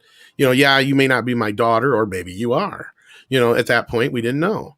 The door was still open, and that's the thing, was Ryan closed so many doors, and I think that's kind of a place to close this whole thing on Star Wars. Is like, there's been a lot of doors closed. Hopefully, the Mandalorian and Luke Skywalker open up the doors again. I think that's what a lot of us hope for, but we're cautiously pessimistic at this point. I think for the most part. I can speak for us. We shall see. We shall see what happens. Now, before we then get back to the next topic at hand, we have some more chip chat. I'm going to go to the most recent one, okay, go ahead. One of the most recent ones first, because it was most on topic, Tom. From Diego Flores, who says, I can say from experience, I inherited my dad's love of sci-fi and toy soldiers. That I collect Warhammer 40k combines both, and was something I wish he could have experienced before he died. Now it is something I want my kids to inherit. There you go. Yeah, I thought that was poignant. Yes, and with that, let's get back to the older one. Master Work says Birds of Prey, GameSpot's movie of the year. Not only that, Gail Simone was out fucking simping for this movie again this week. GameSpot? What is that? Who gives a fuck about what GameSpot thinks is the best movie of the year? Wow. Well, okay, I will say this, that GameSpot was not on my radar before. Now they are on my radar of things to avoid and dismiss everything that comes out of them. How about that? Did you get to see Birds of Prey yet, Cecil? No, I don't. I know you wouldn't waste your time, probably. You should see our review with the great Lauren Chen, who came to join us for it. So yeah, that was a real doozy. I haven't seen it. I'm waiting to see who Blockbuster picks as the movie of the year. And the Blockbuster Awards are still going. Yeah, actually, those are probably more worth more in the eyes of the public than the fucking Oscars. But yeah, I got an idea. Let's get Margot Robbie play a sex pot character and put as much clothes on her as possible. As far as I'm concerned, her booty shorts from the first one should have won the Oscar that year. The pulling out the sex appeal of her character is absolutely ridiculous. It's stupid. She's a mob mall, basically. She's a sex bomb. It doesn't make any sense.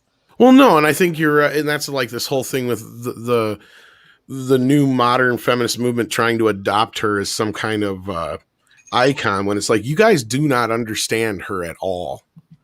She's a tragic character. Exactly. She's not somebody to be heralded or held up as some kind of example of, strong femininity in the least. She's a fucking, she's a victim. She's a tragedy. I mean, I remember the controversy when the fictional character of Wonder Woman was made a UN ambassador, and then people got up in arms about that. And I'm like, well, what's wrong with her? She's kid that grew up, left her home, and became formidable in her own path among the world. Like, that's inspirational, but people didn't like it because she wore a bustier.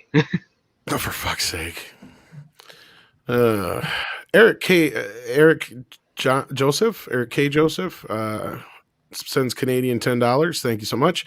I think the point about women not wanting to be like their moms is more about previous generations were homemakers. Today's women are expected to be career oriented and compete with men. That's another aspect as well. You know, beyond the aging and just the whole settling for what my mom settled for, or, you know, there's a million things that I'm sure go into that on top of the age thing, like dedicating between 16 and 20 years of your life to your kids. That type women are being taught to reject the past, where men are still being taught to embrace it and honor it. That's, you know. Well, to a point, and that's where I was saying, like the Hollywood elite and all that crap are really kind of embracing this, you know, new kind of movement. And I think you guys are dead on with that. And that's a big part of it, is that, yeah, they're trying to get this whole idea that women can do it. Well, yeah, we know women can do stuff now. We know this. We've always known this. We've known this for a long time. It's just, I don't know why they think they're the first ones to discover this business, but I think that's a pretty good segue into this story, because now that the Senate has passed its massive COVID deal, Hollywood is getting bailed out. And I feel along with everyone else, I might add, apart from the people. Including a bunch of gender studies crap and all that kind of stuff. Yeah, I'm not going to get into the political side. Like, this is a fucking rabbit hole of political bullshit. What we're going to concentrate on is the Hollywood aspect of this. Yes. And what I think now is that they've gotten bailed out. Everything that we hate about Hollywood is just going to get worse. Yeah, it's going to go on for a few more years at least. Consequence-free environment. Mm-hmm. Yeah. I would say that I don't want to get into politics and stuff, but everyone remember how all of Hollywood, even some actors and everything, went all in behind one candidate, right? They didn't do that because they thought that was going to benefit the country. It's certainly not you, the people, but they did it because of this. Because this is going to give them a bailout from someone that has a history of giving bailouts to people that absolutely should not be getting bailouts. That's all I'm going to say about that.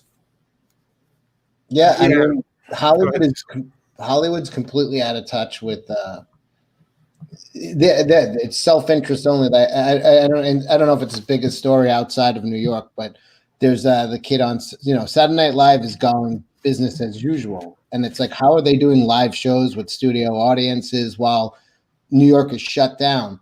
And even on one segment, one of the kids that's from Staten Island was making fun of the restaurant owners that were protesting, and he's sitting there in a live studio with, you know, no masks on, none of this, making fun of his hometown for complaining, for begging for the right to work. Basically, they're so out of touch. Oh, is that Colin Jost doing that? No, it was Pete Davidson. Oh, God. And he's there sitting in a studio with a studio. So here's how they got a studio audience. They pay the studio audience $150 each, and that makes them temporary employees, so they get around the COVID restrictions. Interesting. So they have to literally pay their audience, pay people to come watch their show, so they can have a live audience. And so they have all these rules that they don't have to adhere to, and they're literally making fun of the neighborhood he came out of, like mocking them. And I was just like, if there was ever a time that was so out of touch, yeah, of course, you're absolutely right, Andre. They're voting for the guy who's going to save their industry and put money in their pocket. That's it. No, I got to address something, because like a lot of people in the chat are saying Trump vetoed this. He hasn't yet. It could happen. I'm trying to keep as up to date as I can with it. All we know right now is that he talked out against it. He hasn't stopped it yet. If he does, it could shut everything down. And I don't want to get into the whole politics part of it, but stuff could happen still with this. But as of right now, he has not stopped it yet, or at least it's still on the table. I'll put it that way.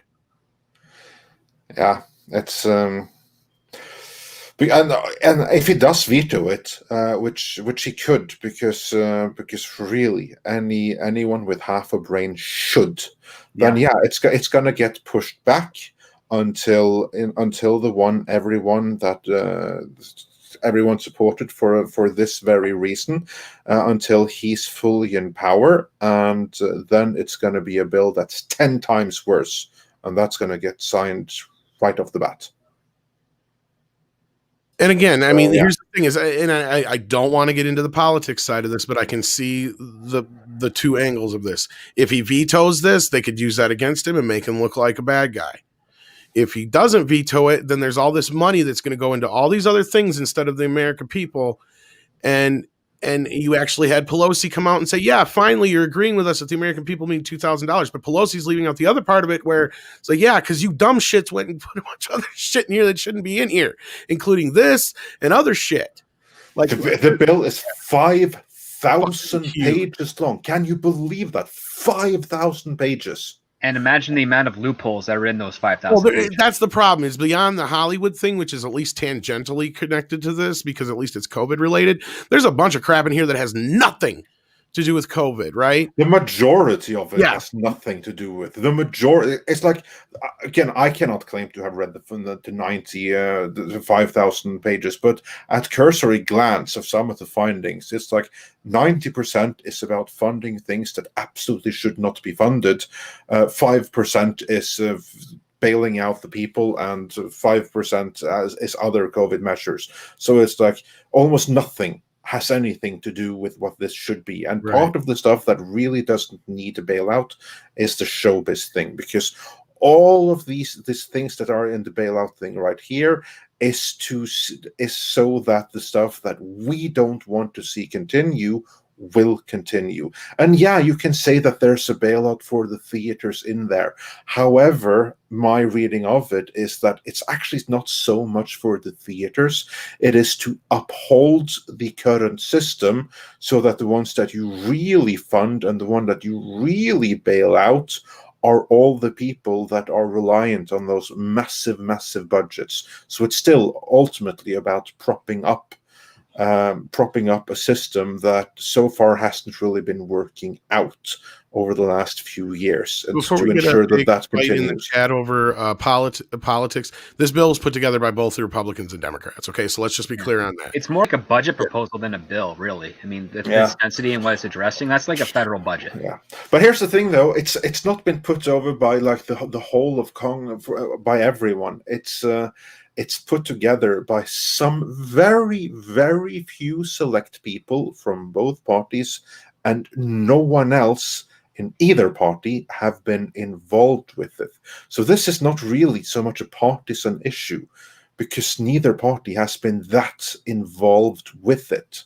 No, but so that's another scary aspect of it. Yeah, here's the other thing, though, is like Moot Point brings up. Here's one of the most outlandish things in the bill is $10 million for Pakistani gender studies. Okay, $10 million could pay for what? 10,000 families fucking rent for a year, if not more than that, if my math is even correct. Yep. Yeah, I mean, how many people in New York? It's 1/3 of small businesses that have gone out of business, and then you got to sit there and read $10 million going to gender studies in Pakistan, and that's sounds like a money laundering. That's I would. Yeah, well, kind of, but I would love to hear if we have any Pakistanis in the chat how excited they are that $10 million is going to be spent on gender studies in Pakistan, because Pakistan could absolutely use $10 million. I'm not disputing that. Right, but not but they have far more pressing things to use $10 million on than gender studies. That's my point, is like, what in the fuck is going on here? And again, getting back to the Hollywood part, they don't need it. That this is just a bunch of corporate fucking welfare. Oh, yeah, right. That's a good one from Galvatron. I'm from Islamabad, and I didn't know there were 76 genders until now. Thanks, U.S. taxpayers. More genders than fucking Baskin Robbins has goddamn... And letters in the alphabet, yeah. And letters in the alphabet. What the fuck? Oh, yeah, it's... Is shark a gender? I mean, turtle. You know what? There's a list of all of those genders, and if you want to like feel like true Monty Python level surrealism, I suggest you go read them and their descriptions. No.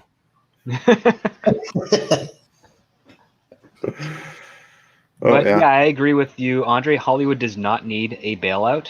They have enough relationships with the banks that they can survive most anything. Exactly, and the parts of Hollywood that will go under, like for instance, theaters. You know what? I'm going to say it straight out. Let them die. Let AMC and all of those collapse, and let someone else pick up the pieces and restart new chains when there is a market for it. Yeah, and this money needs to be injected into the economy, into the people, into the smaller businesses. Yeah, and also like when you prop up the theaters, like if you look at who is the ones who ultimately owns the for instance AMC.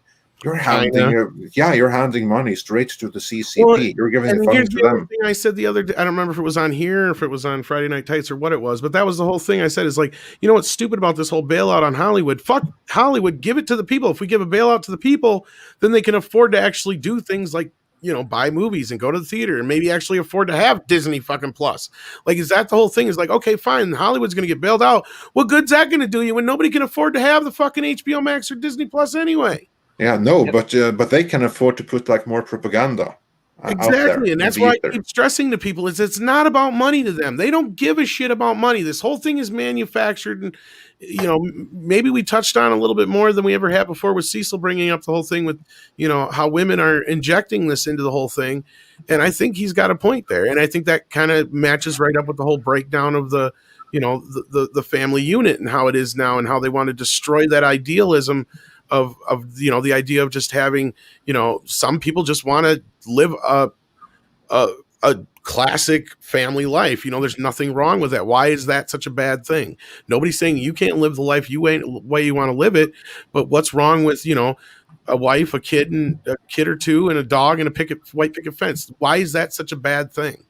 And that's what they're fighting against here. And I think, you know, Cecil's right, is a lot of that I think comes from the feminist, you know, propaganda side of this, where they're trying to destroy the whole idea of, you know, women in the family model.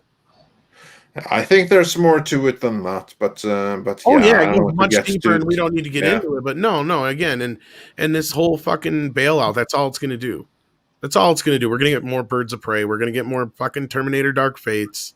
It's not over, folks. Yeah. And it was Anna in the panel. I saw she her probably mention. was. She said she was going to. Oh yeah, there she is. There she is. Well, we're happy to send you a link, Anna, if you want to weigh in against all of us toxic males. Yeah. Do we want a stinky girl in here? Always. I know. I'm just kidding. Of course, I'm being belligerent. But no, I'm just pissed about this, and especially when you got guys like Gary, whose wife who lost a business in California, and all the stuff that goes around that. It just gets sickening. It really does. And I mean, I don't want to dwell on it too long because it's not a done deal, but it's pretty much a done deal. Because I know I told you about it yesterday, Andre, and you were like, "Oh fuck!" I'm like, "Yeah, it sounds like it's going to go through." Yeah. Oh yeah, no, because on the road. But I sent you the link just the same. So, but if you since you can't, then thank you so much. No, because like again, I come from the world of finance, and I remember the relief bill to the very institutions that caused the 2008 financial crash, because they were too big to fail, was the propaganda line that we were fed. No, they weren't, and it was a crime against humanity to bail them out. So this one is, in many ways, it's more infuriating, because that bill was just about like bailing out the people that caused the entire world to go broke, more or less, make sure that they got away scot-free, which was bad. But this one here has a propaganda component to it, which if anything is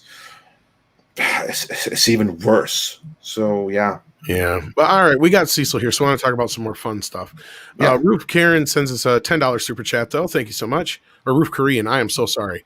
I did not mean to call you a Karen.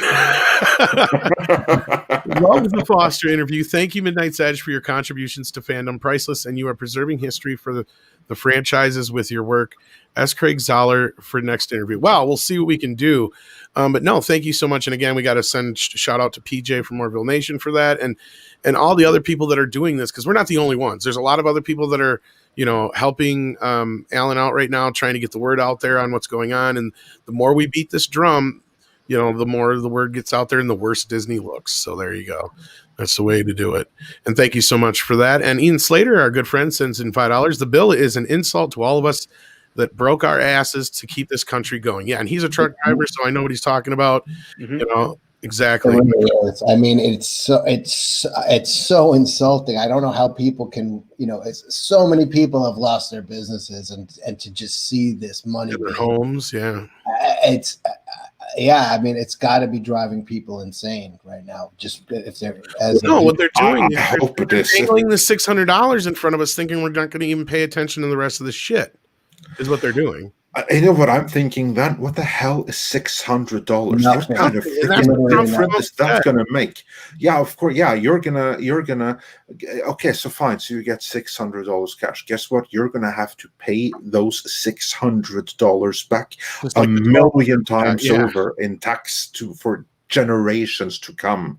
Exactly. And that's what you get for that $600 plus some other welfare and stuff like that. But really. I'm sorry. Go ahead. Finish. Yeah, no, but really, like the payout that you're going to get isn't worth the cost, because the true payout is going to everyone else that absolutely shouldn't be getting anything. Yeah, anything at all. You're gonna have Nancy Pelosi so proud of herself for giving you the $600. Like, look what I did for you. Now you can all go eat ice cream. Yeah. And it's like she's gonna lord that over us, like like she saved us from a forklift or something. Well, maybe I'll take that $600, or maybe we should all take that $600 and buy MGM Studios. Fuck it, let's get in on this race. What do y'all say? We'll turn MGM Studios into like the Packers of the Hollywood landscape. Fucking, it's fan owned. Fuck it. We could have RoboCop 362. Oh yeah, you could actually just officially greenlight Blowcamp's RoboCop if you wanted it. Yeah, get Blomkamp in here. We're gonna do 12 RoboCops. Do it. Yeah, so up for sale, like we were joking in the intro. When is MGM not for sale? But they're actually actively seeking, which is funny. Can I do it? This is for all. Go for it. I fucking knew it. Because we actually asked our source about this. Is the possibility of maybe Warner Brothers just buying MGM a possibility? Like, why would you buy the milk when you can just buy the whole cow, right?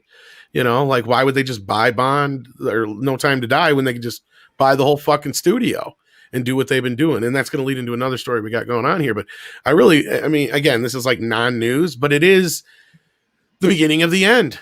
It is. It really is. What do you know what I'm saying, Andre? I think probably more so when I say, like, this is it. This is the toppling of the Hollywood studios as we know it.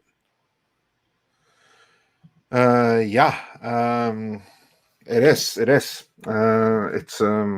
absolutely a change in progress, and certainly for MGM.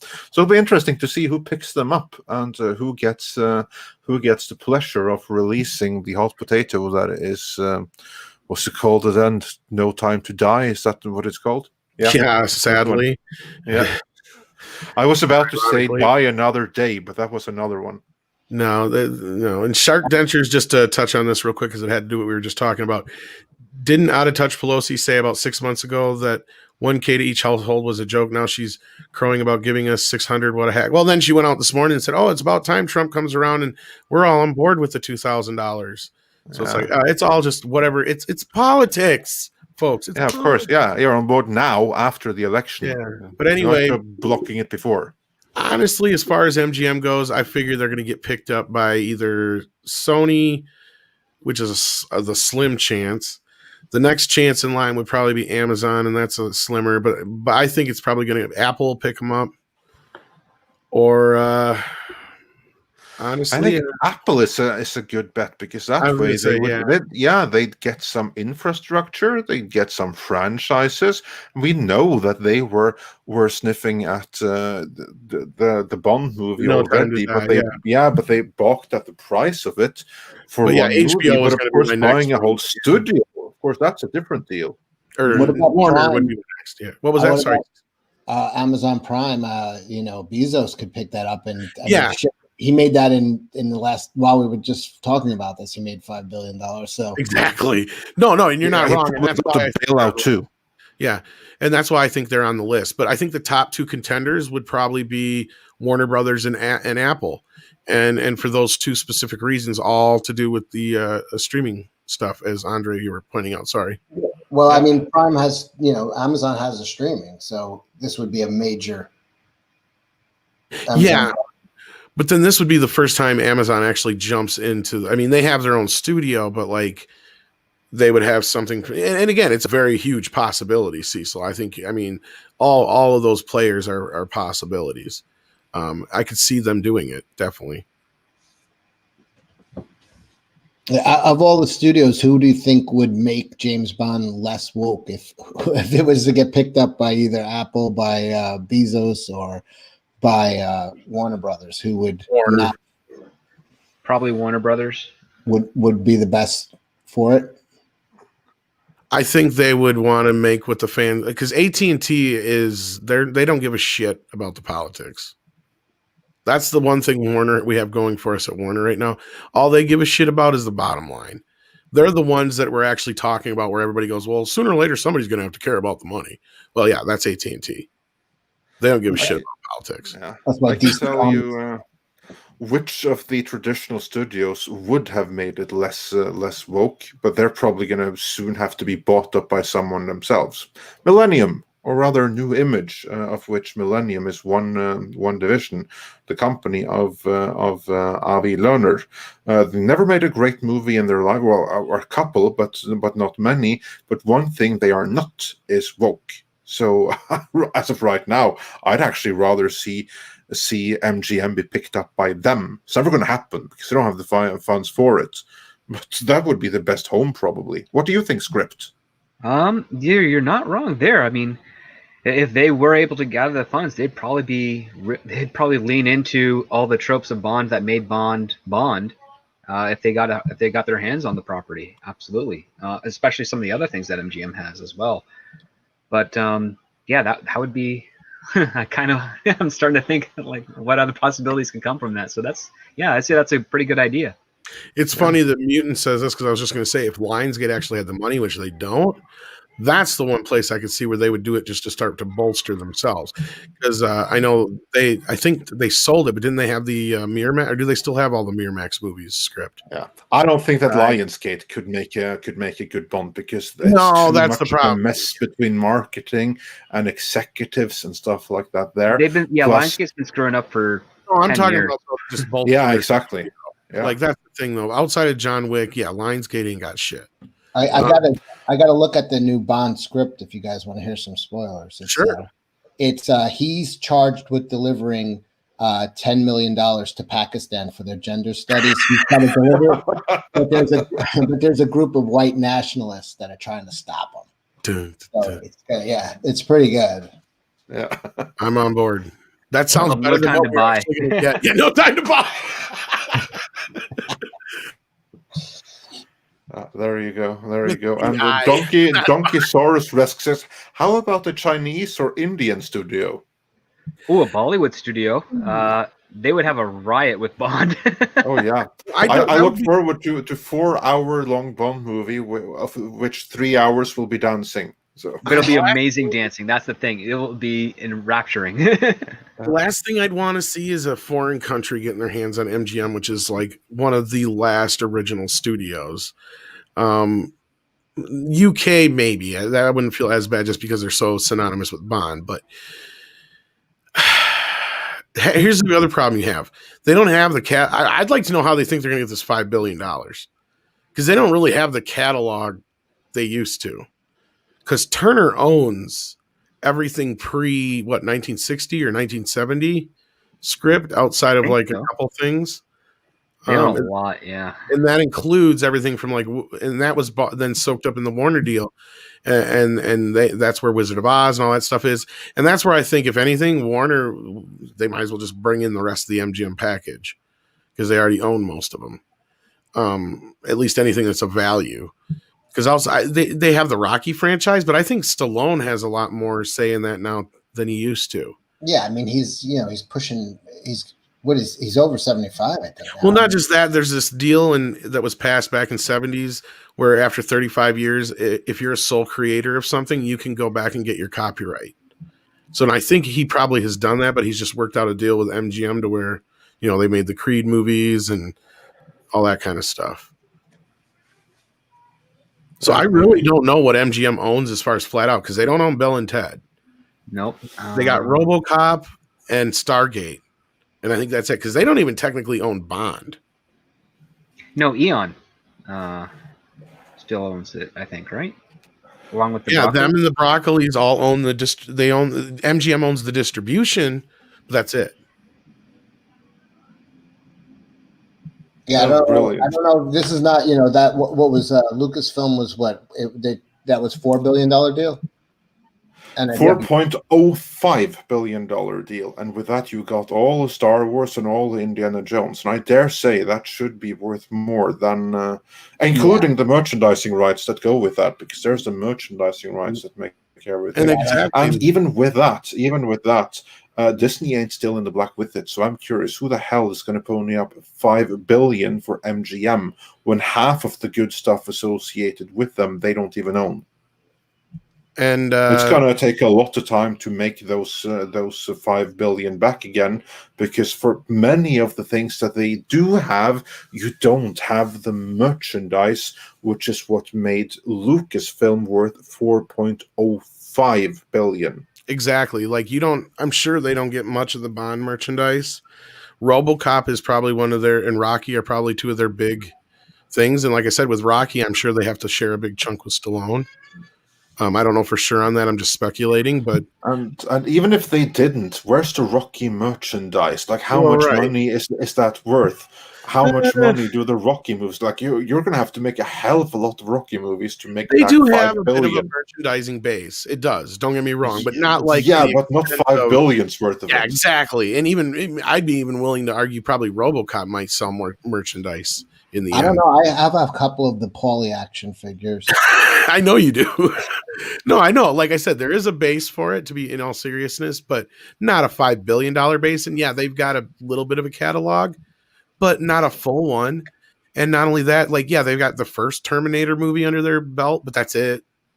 They don't have any of the rest. You know what I'm saying? Like, they don't have a full-fledged catalog to begin with. And when people think of MGM, they think of things like Wizard of Oz and crap. Well, that ain't coming with, and all the classic, Golden Age MGM classics. Nope, those aren't going with. The Warner owns all those. Mm-hmm. So yeah, then you might wonder, what the hell do you actually get for those $5 billion? I don't think it's worth $5 billion. I really don't. That's kind of like what I'm getting at. I think that they've really inflated the price because here's the thing, they announced themselves for sale for $5 billion. They think that, you know what? We have decided that we are worth more than what Lucasfilm sold itself for, and we have decided that we are worth than what Marvel sold themselves for back in the day. We are worth $5 billion. Any takers? And the answer to that should be a resounding no. Another one, 2001. I think Warner's has that one. Pretty freaking sure, because my Blu-ray is a Warner Brother Blu-ray. So I think they own everything up to 1970 in the MGM catalog, if I'm not mistaken. And also, there's not a lot with catalog that's worth that much money anyway, because really there's not that much money in catalog. What's worth money are IPs that you can mine for future use. That's why Marvel was worth $4 billion. That's why Lucasfilm was worth $4.05 billion. Not just for the catalog, but for the future potential for earnings from that catalog. And again, as you point out, Tom, what the hell do MGM have of that? They don't. They really don't. That's exactly the thing. And again, I said, like, a lot of it's incomplete. They own the Orion catalog and what MGM up to, I believe, 70. So they have the Pink Panther, I believe. So that's another franchise they do have. They've got Stargate, but none of these. And again, even Stargate, as big as Stargate is, it's not even near as big as like Star Trek. And I've even thought about, like, I've sat down, I'm like, are some of these franchises maybe worth more if they just piece them out? You know what I mean? Like, would they get more money if they just sold RoboCop to Marvel, or they sold, or to DC, or then they turn around and sold, Stargate to somebody else, Paramount or something, or for Sony? They're literally doing a bundle, like cable bundle. Like, yeah, you have to buy all this shit to get to RoboCop and to get to Rocky, and yeah. I want to see it. Does seem like that, yeah. Maybe they've got like Tarzan, but that's. Here's where I think Stallone comes in with the Rocky deal, because if I remember right, Sony's been in cahoots with the last few Rocky movies. So that's where that's why I brought up Sony before too. Maybe Sony will buy him up, because that goes into that article I also sent you earlier, Andre, where there's this rumor going around that all the talent is flocking to Sony right now. And I don't know if you got to read it, but the main reason is because they're the only studio right now that has the functionality to still do theatrical releases, and they don't have a streaming platform, so they're safer there. They feel that their movie's going to get a theatrical release. I just want to see Terminator versus RoboCop. That was a DC a Dark Horse comic. Yeah. Did you ever read that? I really like that. Yeah, I like it, but that's not going to happen. Yeah. Unless, because Paramount, I think, has the license now for Terminator. But yeah, that's the problem. Is you've got the first Terminator movie, but you don't have the rest. You don't have the actual license to it. That's the thing. I don't think they have anything really that much to sell, and that's where I think you're right, Cecil. Like I was saying, like it's probably worth more to them at this point to just say fuck it for the company itself, sell the catalog off to somebody who wants it, and then piece out the licenses for RoboCop, Rocky, and Stargate and all that kind of shit, and they probably make more that way. Yeah, people want to see like a lot more, like in Rocky 3 when Paulie had that robot. It's 4, but yeah, there should have been spin-offs from that. They should have had adventures. I could just do all the repaints of just put out the Paulie doll and then repaint it as Scuba Paulie, Space Paulie, Firefighter Paulie. Like it was just a waste. It worked for Playmates and Ninja Turtles. Yeah. But no, this was funny you mentioned that, Cecil, because Stallone's doing a director's cut of Rocky 4 right now, and he's cutting out the robot shit. No. Yeah, I know. I was like, what? I swear to God, if somebody put out a thing just for like nostalgia of like a Paulie action figure, and then they did do repaints of him like in different ridiculous, it would probably fucking have a collector's market. Scuba Paulie, yeah, with his robot. She loves me, But no, I we kind of drug this out a little bit longer than I wanted. Robot versus RoboCop. Yeah, I will say though that would have made for a fantastic movie, because I know exactly to which comic you refer. And Dark Horse, they did some amazing Terminator, RoboCop, Alien, and Predator comics, and that's one of them. The one you're referring to was written by none other than Frank Miller, and he freaking nailed it. And you know what they should have done? Like, RoboCop versus Terminator should have been the third movie of both franchises, and we would have been good. Fuck yeah. I mean, that was basically, for anybody who doesn't know the story, it was Skynet. They'd found out that, Skynet was based on the technology from RoboCop's program. Yeah. So when they send the T-800 back, it has to destroy RoboCop to stop Skynet from ever happening. Right. So it was really cool, and I just wish they would do fun stuff like that and make that happen. Yeah, I was hoping for like a surge of that after Freddy versus Jason was a hit, but it just never really And even Alien versus Predator, but yeah, I just never really. I thought Freddy vs. Jason was good. I actually Yeah. had a lot of fun with that. I didn't really care for the Alien versus Predator Yeah. stuff. Yeah, no, because and that's a frustrating thing, because the original comic Alien versus Predator, also from Dark Horse, That was the good. same basic story, but the execution was a million times better.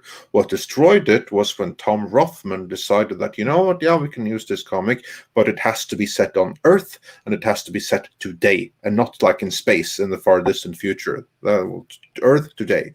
And that is where the movie went to hell in a handbasket. There was no salvage from that point. Right. But I want to point this out because John Cooper, I think, is predicting the editorial I was going to propose to Andre with that article. They're not safer at Sony. Sony can sell the distribution rights to anyone. And yeah, that's what I think is behind exactly. it. As much as they're flocking, they're forgetting that Sony could just as easily sell their movie to Amazon or Netflix. Yep. Not only could they as easily, they're going to, because here's like the thing. Yeah, Sony doesn't have its own distribution. They do platform, have and maybe. You got Crackle, Crunchyroll. Yeah, that's the same as not having anything. Well, Nicholas Horton just said in a super chat here, the only streaming services that Sony own are Funimation and Crunchyroll and Crackle. Yes, you're correct. Yeah. And basically the point is that so they flock to them because they think, oh, Sony are still going to make these $200 million blockbusters, and they're still going to give us these shitloads of money that we got before, because all of this pandemic stuff, that only happened to other studios. It didn't happen to Sony because they don't have a streaming service, and they're freaking dreaming because because Sony doesn't have any money to deal with anything like that. They're going to have to sell their stuff to Netflix or someone as well. So you may have just got a preview of an editorial, just to let you know. And 200 Watt Studio says, won't you support Monocles for Somalia, please? Yeah, that's a Commonscape program. We've had a good year, so a lot of us want to give back. We tried to come up with something that would help the most amount of people, and we realized giving monocles to Somali children is probably the worst, the most worthwhile cause we could think of. It's giving out monocles and top hats to kids in Somalia. It teaches them to dress for the job you want, not dress for the job you have. And exactly, it's success. I believe in it. That's why I've donated 300,000 Bitcoin to it already. Thank you. That's right. That's a very worthwhile cause right there. Yeah. And bouncing off of what Andre was saying and all that, Dune now is reportedly possibly going to go to theaters after all. And I think there's a reason behind this. And I don't think you've had a chance to check this out, Andre, but I know you've been kind of talking about this the last few days. I think this is one of the few moves Warner's going to make just to avoid any kind of litigation. What do you think? And then I want to hear what Cecil and Script think on this whole thing. You still there? Did we lose Andre? No, I'm still here. I just wanted to. I was waiting for them to talk. No, as for me, I want to hear you first because you were kind of. Oh yeah, sorry. Yeah, sorry. No, basically, yeah, I think this is all about the threat from litigation from Legendary. Or I don't think it's about the threat from litigation itself, because I do think that Warner probably can do what they want as a distributor. But what I think might have happened here is that that Legendary might have said, you know what, okay, fine, you can put it on HBO Max, but if you do, we're going to take all our movies and all our properties and all our Dune sequels and what have you not, and we're going to go to your competitor. I think that that's just like my gut feeling that something like that must be going on. And for that, they say, okay, fine, you want to play hardball? Fine. You know what, we'll put it in theaters so we can flop there, and then we'll put it into HBO you won't Max. Get anything. Yeah. Exactly. Yeah. That's kind of like what I'm thinking, that there's some hardball going on there, and I do not think that this is something that necessarily is going to happen. To me, this looks like a leak from Legendary. That's what it looks like to me. And I got to correct myself. Yeah, John Cooper, you are right. Crackle did sell out to Chicken Soup for the Soul Entertainment. I forgot about that. Yep. That was over the summer, wasn't it? Yeah. Yep. You are right. I forgot too. Sorry. Anyway, continue, guys. Yeah, no, really, that's it. I think that this is a leak that comes from Legendary, and I absolutely do believe that there's hardballing going on behind the scenes, but I still don't know how that's going to work out in the end. That's my thought, and that's just like my instant hot take gut reaction, and I could be completely wrong. Script Doctor, am I completely wrong? I don't know. I can see Legendary doing a strong arm like that, saying, "Hey, you want to do this day and date? Then guess what? Anything future we do, we're not going to go through you for distribution." I can see them pulling that. I don't know for sure if that's the case here. I'm curious of how this will develop. I kind of suspected that they would eventually, based on how I guess the first quarter of next year would perform, they'd probably go back to the negotiating table and say, yeah, if theaters look like they're going to be open, if things look like they're going to return back to a normal routine, then yeah, we can walk back and still do a theatrical release and a push off the HBO Max streaming for this one event film. But yeah, this is a new turn. Yeah, Cecil. Yeah, I think they could just be like, "Oh, fuck you, we're going to release it in 2 theaters. No one's going to watch it." And then we could put. I mean, the deal was it had to be released in theaters first, right? Yeah, that's exactly it. They want because it was going to be released in theaters anyway, but day and date on HBO Max with theaters. Whereas Legendary, they want a wide theatrical release, and then they want a theatrical window of like at least 3 months or something before it shows up on HBO Max. So that's kind of like what this is about. That they don't want that day and date release. And I think that they're playing hardball to get it, but I think like stimulus package or no stimulus package, I don't know that there's even going to be people wanting to go back to theaters this year, whether there's a vaccine or not. Well, of course, we know there's a vaccine, but whether the vaccine is widely distributed in time or not, I don't know that people are going to want to go to theaters for all of next year. This have changed so many people's thinking. It only takes like 30 days to break a habit. Now we're, 7 months into this, where, there's video of people hiking like on the Appalachian Trail and somebody screaming, "Hey, you don't have a mask on." It's like they're literally in the middle of the fucking wilderness, and somebody starts yelling at another hiker it's like it's the mindset of packed theaters may take years to get back. It's just the psychology of the people has changed. It's I don't know if people are going to be quick to run back to theaters. It may take a while for this to wear off psychologically. No, I think that's a big part of it. I think you're right. Yeah, I don't want that. I mean, we'll see what the first indicator will be the theme parks. I know it, but the parks are open in Florida and they're empty. You can go, but they're empty. So not many people have the money to go now. That's the other part too, right? They're not working. Right, and that's what I was saying before. It's like, what difference does it make if Hollywood's going to get bailed out if nobody has any money for these streaming services or, to buy any movies anyway or to go see any movies or do anything like that? So, well, the streaming services is the cheaper alternative for people. I think a lot of people would not be rushing out to theaters just because they couldn't afford it anyway. But if you buy the package of HBO Max and you're going to get all these movies, it is the better bargain.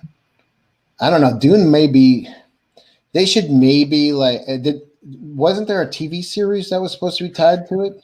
Yeah, that's coming too. That's the Sisterhood of Dune.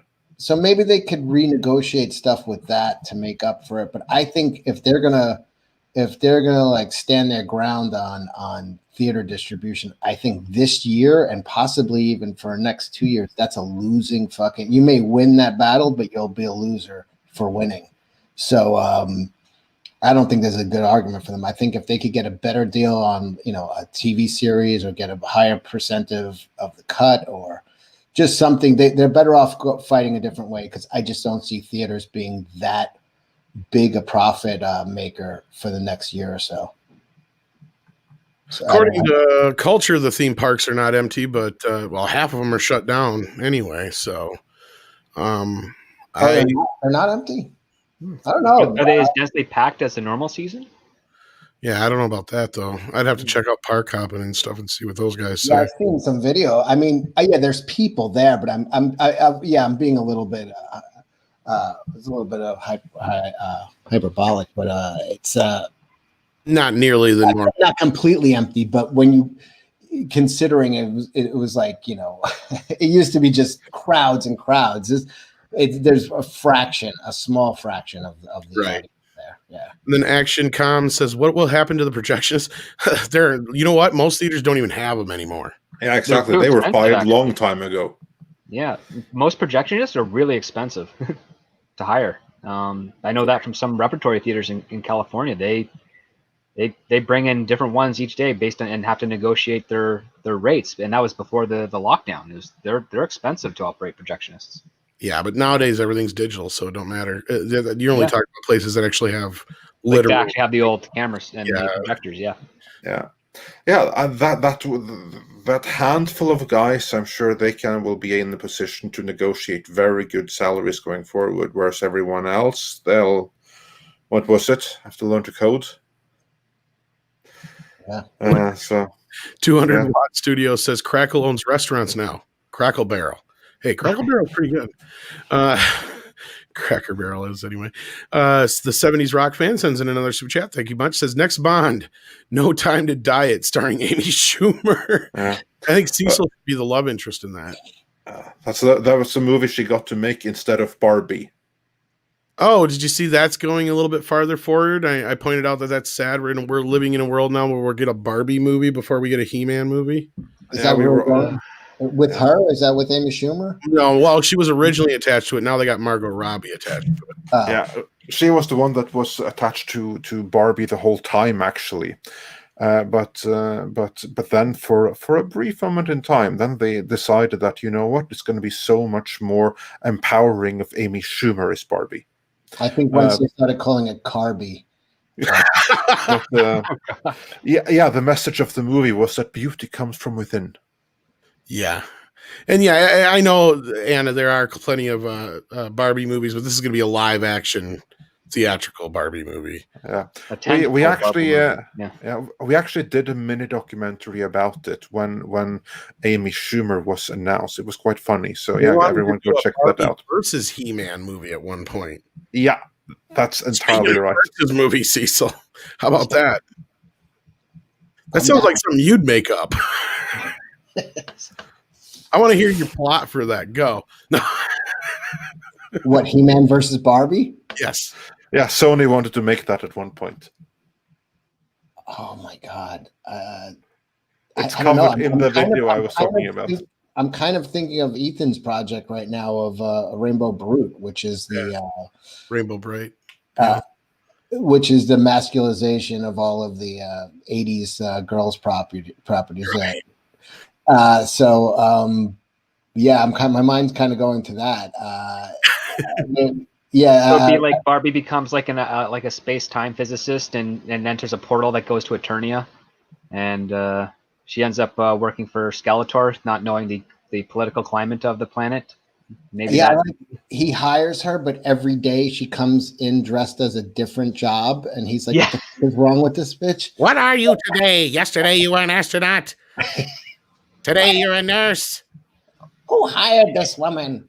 Now you're a hairdresser and you're going after Beastman for the whole day." She me too, me boss. Did you touch him in his no square? Yeah, she's a vet that day, and she starts like taking care of Beastman. It's funny, like in 30 seconds, you broke down a better both Barbie and He-Man movie than Sony has been able to do for both for a decade. We have videos you're supposed to watch. She's taking his temperature rectally. Veterinarian Barbie. Vet Barbie. Beastman on the table. And then when she becomes like a sorceress, like Evelyn gets all jealous. Oh shit. We just wrote a better movie than they could have. Yeah, so I totally see that movie. But yeah, It can be anything. yeah. But let's get on with some of the super chats we have waiting. Michael Roth we have- just said, I went to see Tenet, and only 10 people were in the giant XD theater. Oh yeah, there's that. Of course, not the greatest movie though. And then going back a little bit, ActionCom said, where is the money in Hollywood these days? Streaming. Yeah, pretty That's much. the future, yeah. Yeah. And John Cooper said, as we pointed out, they're not safer at Sony. Sony can sell distribution rights to anyone, and they'll have to. So, yeah, we said that. And said, chat remembers, please hit that like button. Yes, indeed, please do. And Mihon said, for 20 Swedish krona, hello, YouTube just notified me just now. Watches from the start. See, that's what we're saying. So everyone, please, mark it in your calendars. Midnight Edge in the morning, 9 a.m. once the LA time, Monday, Wednesday, and Friday. Don't trust the notification. And there's been come after we're done. There's been almost 1,200 of you guys watching this whole time, and we appreciate it. And thank you so much. And if you'd hit that like button, it means so much to us. Thank you. And Shark Denture says, didn't Out of Touch Pelosi say about 6 months ago that 1,000 to each household? Obviously, we got that one. Okay, yeah. But anyway, it was a joke. Caught up, but yeah. And now she's going to, what a hack. Yeah, indeed. But yeah. No, we missed a couple of in here in between. Yeah. Darius Münchhausen said, has Disney been virtue signaling to compensate for getting into bed with China? No, because they're still in that bed and they won't come out of it anytime soon. And Cedric Taylor 08 says, what about Top Gun 2? Will it come out in 2021 spring, or will it go pay-per-view or streaming? What do you think about that? Oh, that's a good question. How soon is Paramount Plus supposed to be ready, Script? It's supposed to be, I think, supposed to be ready end of January. They're probably going to launch it on there. They need a big. Yeah, I would guess. Right, that would make sense. Why sell That's it? what I was thinking. Tenants, people in the theater. Why risk it in the theater release when you could get a lot of subs that just want, they're going for those 45, 50-year-old guys' monies with Top Gun 2, so you might get a lot of signups. Well, the speculation is that Paramount Plus is going to have the Paramount library on it as well, so you could do a Top Gun 1 and Top Gun 2 in the same day, theoretically. Right. But would Tom Cruise sign off on that? That's Christian Garcia. I know he's somewhat joking, but yeah. How will Tom react to that? He would not probably be too happy. I don't know if he would sign. It depends on how much power he has over that. That's a good question. Yeah, exactly. So and Mills brings up an interesting point, though. Paramount has already sold quite a bit of their slate to Amazon, so that could be too. I'm going to lean more with what Cecil. That's what I was kind of leaning towards anyway. Was if Paramount Plus is ready, they'll use that to launch Paramount Plus with. If not, they may. If they can get a good payday from Amazon, they'd take it. Oh yeah, absolutely. They just want to make their money back, and they can't do that on Top Gun as it is right now. Again, they could do what AT&T has been doing. They could make it a lost leader and try to get back into the streaming race with Paramount Plus. Good luck with that. Since Amazon has all their good stuff anyway, as Mills pointed out. But yeah, we'll see. And again, I don't know that Tom Cruise would even want to sign off on anything other than a wide theatrical release, and he'd probably rather see the movie pushed back some more for that to happen. It's a question of how his ego, if his business mind can mesh up with his ego, because his ego wants to see himself on a big screen, but his ego does not want to have the box office receipts of just garbage, which they will be. So he's got to have an excuse why, if he doesn't release it in theaters, at least he can avoid having those numbers, which are going to be shit. It's just going to be. Yeah, well, this is a guy who doesn't just care about his theatrical thing. He also cares about how his movies play at home. Because do you remember last year or not last year, maybe the year before, but I think it was last year where Tom Cruise and Macquarie came out and said, "Hey, make sure your TV settings are good for Mission Impossible 6 because some people are going to be upset with it because of the default settings." Like they did a whole special announcement of that. I mean, you never see an actor come out and say, "Hey, my movie's still good on home video. This is the reason why." Well, and not just that. I think in his rant, I mean, I think he showed some true colors there, and I think he actually showed that, to me at least, that he's a little bit more aware of what the fuck is going on than probably a lot more of the Hollywood bubble. And again, I think he's going to weigh a lot. If he has a say in this, he'll weigh a lot of these options. And I think you all both are hitting on some very great points, especially for somebody like Tom Cruise. But I think he sees the bigger picture here. I think he knows that, you know, there's a very few of the individuals out there right now like himself that could make a movie like that and still be $200-300 million movie.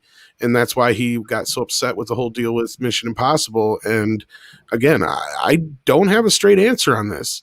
I think you both bring up great points. Like, there's one part of him I'm sure that would want it to be on the big screen, but he's also smart enough to see that that's not an option right now. That at least not one that's going to bring in the kind of money that is going to continue to, fund his movies.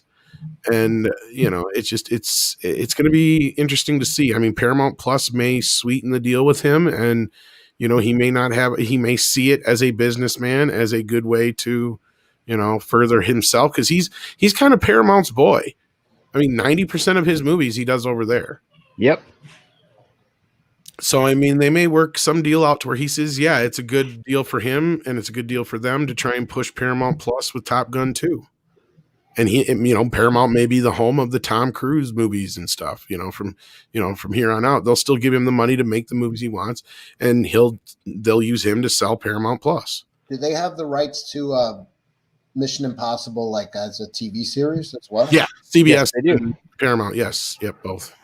Yeah. And oddly enough, that was one of the ones that was under that whole separation deal that doesn't get brought up when we talk about Star Trek and stuff, just because it just didn't really affect it. I would love to see a Kurtzman Mission Impossible. Oh God! Ooh, be careful with what you wish for. Yo, yeah, don't. If he's listening, he just realized he has a new potential idea now.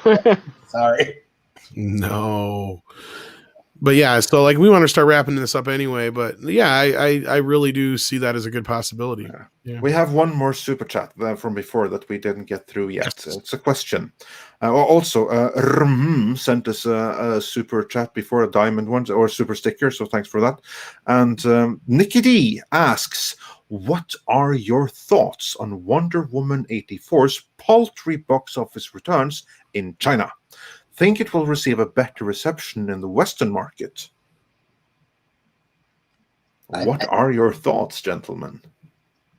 I think the theater receipts are going to be garbage for a bunch of reasons. I don't know. I think a Christmas Day release of any movie, I wonder if people are just dying to get the fuck out of the house. No, I'm going to say the theater is going to be really lethargic. I don't think there's going to be much, but you're going to get a lot of eyeballs and signups for HBO Max because of that. If that already hasn't happened, I think it's going to be. I think a lot of people are going to sign up to get to see Wonder Woman 2. Am I crazy? Script. Yeah, I'm on the same side as Cecil. I think more people are going to sign up with HBO Max to watch it or rent it than they are going to go to the theaters, mostly because some people, especially in the US, they have to drive quite a distance to go to a theater that has it. Then there's also the restrictions of, are the theaters open? How many people can they allow in? You've got a lot of obstacles to overcome for it to have a better theatrical run in theaters in North America than other places. So I think it's going to be heavy on the HBO Max side of things. Yeah, I think you guys are right, and I think AT&T doesn't care. All they care about is they're pushing HBO Max with it. Yeah. I also think that the movie is going to underperform really badly, even relative to the number of theaters that it opens in. Also, I think that it's going to get a better reception from the entertainment media that will be all for it. I don't know how it's going to be received by the movie-going audience, or rather the streaming audience, as It's the been pretty movie-going much audience getting has. lukewarm to negative so far. Yeah, But, and that's kind of what I think is going to Wait, continue. do you think the critics are going to like a movie about a strong, powerful woman that takes on Donald Trump? You really think journalists? critics are already giving it like an 80%. Yeah, the critics are going to love it. They're going to eat it up. They're going to love that. Yeah. It's going to be another one of those audience versus critics reaction is going to be. Yeah. Well, SC Reviews did his review this morning, and he's a real, big Snyder fan, and he said exactly what I had anticipated. It's not a sequel to the original Wonder Woman. Doesn't feel like one. Everything in the leaks was true. It's not horrid, but it's not nearly good enough to be great in any way, shape, or form. And it's got a lot of bad shit in it, sounds like. So yeah, like if you want to know what happens in it before you see it, there's plenty of videos out there, including ours, that break it down. So yeah, an hour breakdown from 4 months ago or something was right on the money. Yeah, maybe 6 months ago or something. I don't remember. I think it was even before the lockdown, to be honest with you, but I could be wrong. But then we got Mills with 35 South African rants. Is that what it is? Yes. It says Paramount Plus still hasn't confirmed all access content moving over, and Star Trek Discovery Season 4 is not begun shooting yet. Could be game over on that. They could be looking for a new home Trek. There was some rumors going around that they were trying to push Star Trek to Netflix as for a sale. I don't know about that. What do you guys think?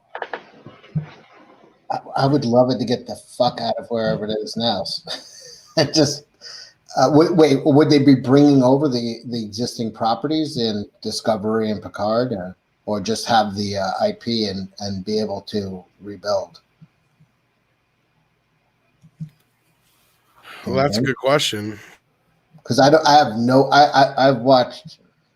watched the first issue. The first episode of Picard, and I don't know, maybe combined 20 minutes of Discovery. And I love Star Trek. I've watched all Star Trek, but every movie, everything. But I absolutely have a visceral reaction against what CBS has put out. Yeah, you're not the only one. I don't think it's worth enough for them to sell it. Like, they have devalued, and we brought this up before, but they have devalued it so far that I don't see that. I'm sure everything eventually will get moved over to Paramount Plus, or All Access will still quote unquote exist, but it'll be another part of Paramount Plus. You know what I mean? Kind of like how Hulu and all these other services kind of have other, like even HBO Max has a section where you can go to Turner Classic Movies and all these other places and go through their catalog part. I think that's all it'll be. Is CBS All Access will just be a CBS portion on there, and that's where you'll find it. We'll see how it goes. As far as the money aspect goes, that's a good question. I don't know what all is going on there, but I really just don't see Star Trek being worth enough for them to sell it right now. What do you think, Scrib? Yeah, I'd be really surprised if it didn't get ported over to Paramount Plus for their fourth season, if that ends up getting back into production. To your point, I also think I wouldn't be surprised if CBS All Access had like a portal within Paramount Plus, as you said before with HBO Max. That seems like an interesting way where you can kind of have your cake and eat it too, so to speak. Like, acknowledge, CBS didn't fail. We just have Paramount Plus. That's where you go for movies and the Paramount owned TV stuff, and then the other stuff that we got in between that, you can go to CBS All Access for. It's all the same thing, all under the same tent, all under the same price type of thing. Seems like brand confusion to me. It does, yeah. But then again, leave it up to studios. No, but that's how to do a lot of brand confusion. But that's how like HBO Max is set up right now. You have a section where you can go to the Turner Classic Movies section, you can go to the Cartoon Network section or whatever, the Boomerang section, stuff like that, the DC section. That's all it is. Even Disney Plus has it sectioned out by like Star Wars, Marvel, Disney Classics, all that kind of stuff. So that's, I think that'll all it'll be, is it just be like, oh, CBS, you'll go under there and it'll be under just like with all the other Star Trek. I Could think be. there might be more merging of these companies because I like to manage, like I like to have 3 at a time. Prime is almost, it's impossible to get rid of because I still order Amazon. I want the shipping, so you're getting the video service with it. So Prime is like the staple, and then I can move around from Disney Plus to HBO Max or Netflix, and I usually keep 3. Like I'm done. Like I'm not watching anything on Netflix right now, so it's gone, and I'm bring up HBO Max, which I'm about to order. So I don't think people like having 6, 7 streaming service. I think they're going to start to realize you got to streamline it. What you want to get is the maximum amount of subscribers and have the most content. So you're just watering it down by. I'm getting off track, but I think No, I think you're right. I think you're going to see merging of. I don't think Paramount CBS is gonna be successful without getting absorbed by another streaming. If they become part of Prime or Prime picks them up, or yeah, I don't think most people want to be carrying that many. That was the whole point of getting streaming over cable, is it's a la carte. You just pick what you want and you cancel. You stop paying what you're not watching. And but I do like having like about 3. I like 3 choices for some reason. That's just No, and I think I think that's about the average. I think, and you hit on 2 points there, and the one main being that not everybody can afford more than a couple services at a time. And I've actually talked to friends who have cable or satellite or whatnot still, and I've discussed possibly having them go through and seeing how many different services they would have to have right now to continue watching what they have on TV already that they're paying for, and all that kind of stuff, just to see how much of a difference it would be. And then add in, of course, all the exclusive stuff that you have to, and just to see where the difference in the price would be, just as a kind of a cold kind of a test, just to see. And I mean, we already kind of can guess where it's going to go, but Cecil, and the other part is you just basically talked about what we've been talking about for the last few years here, and that is the streaming wars. And you're right. I don't think Paramount Plus is going to make it on its own.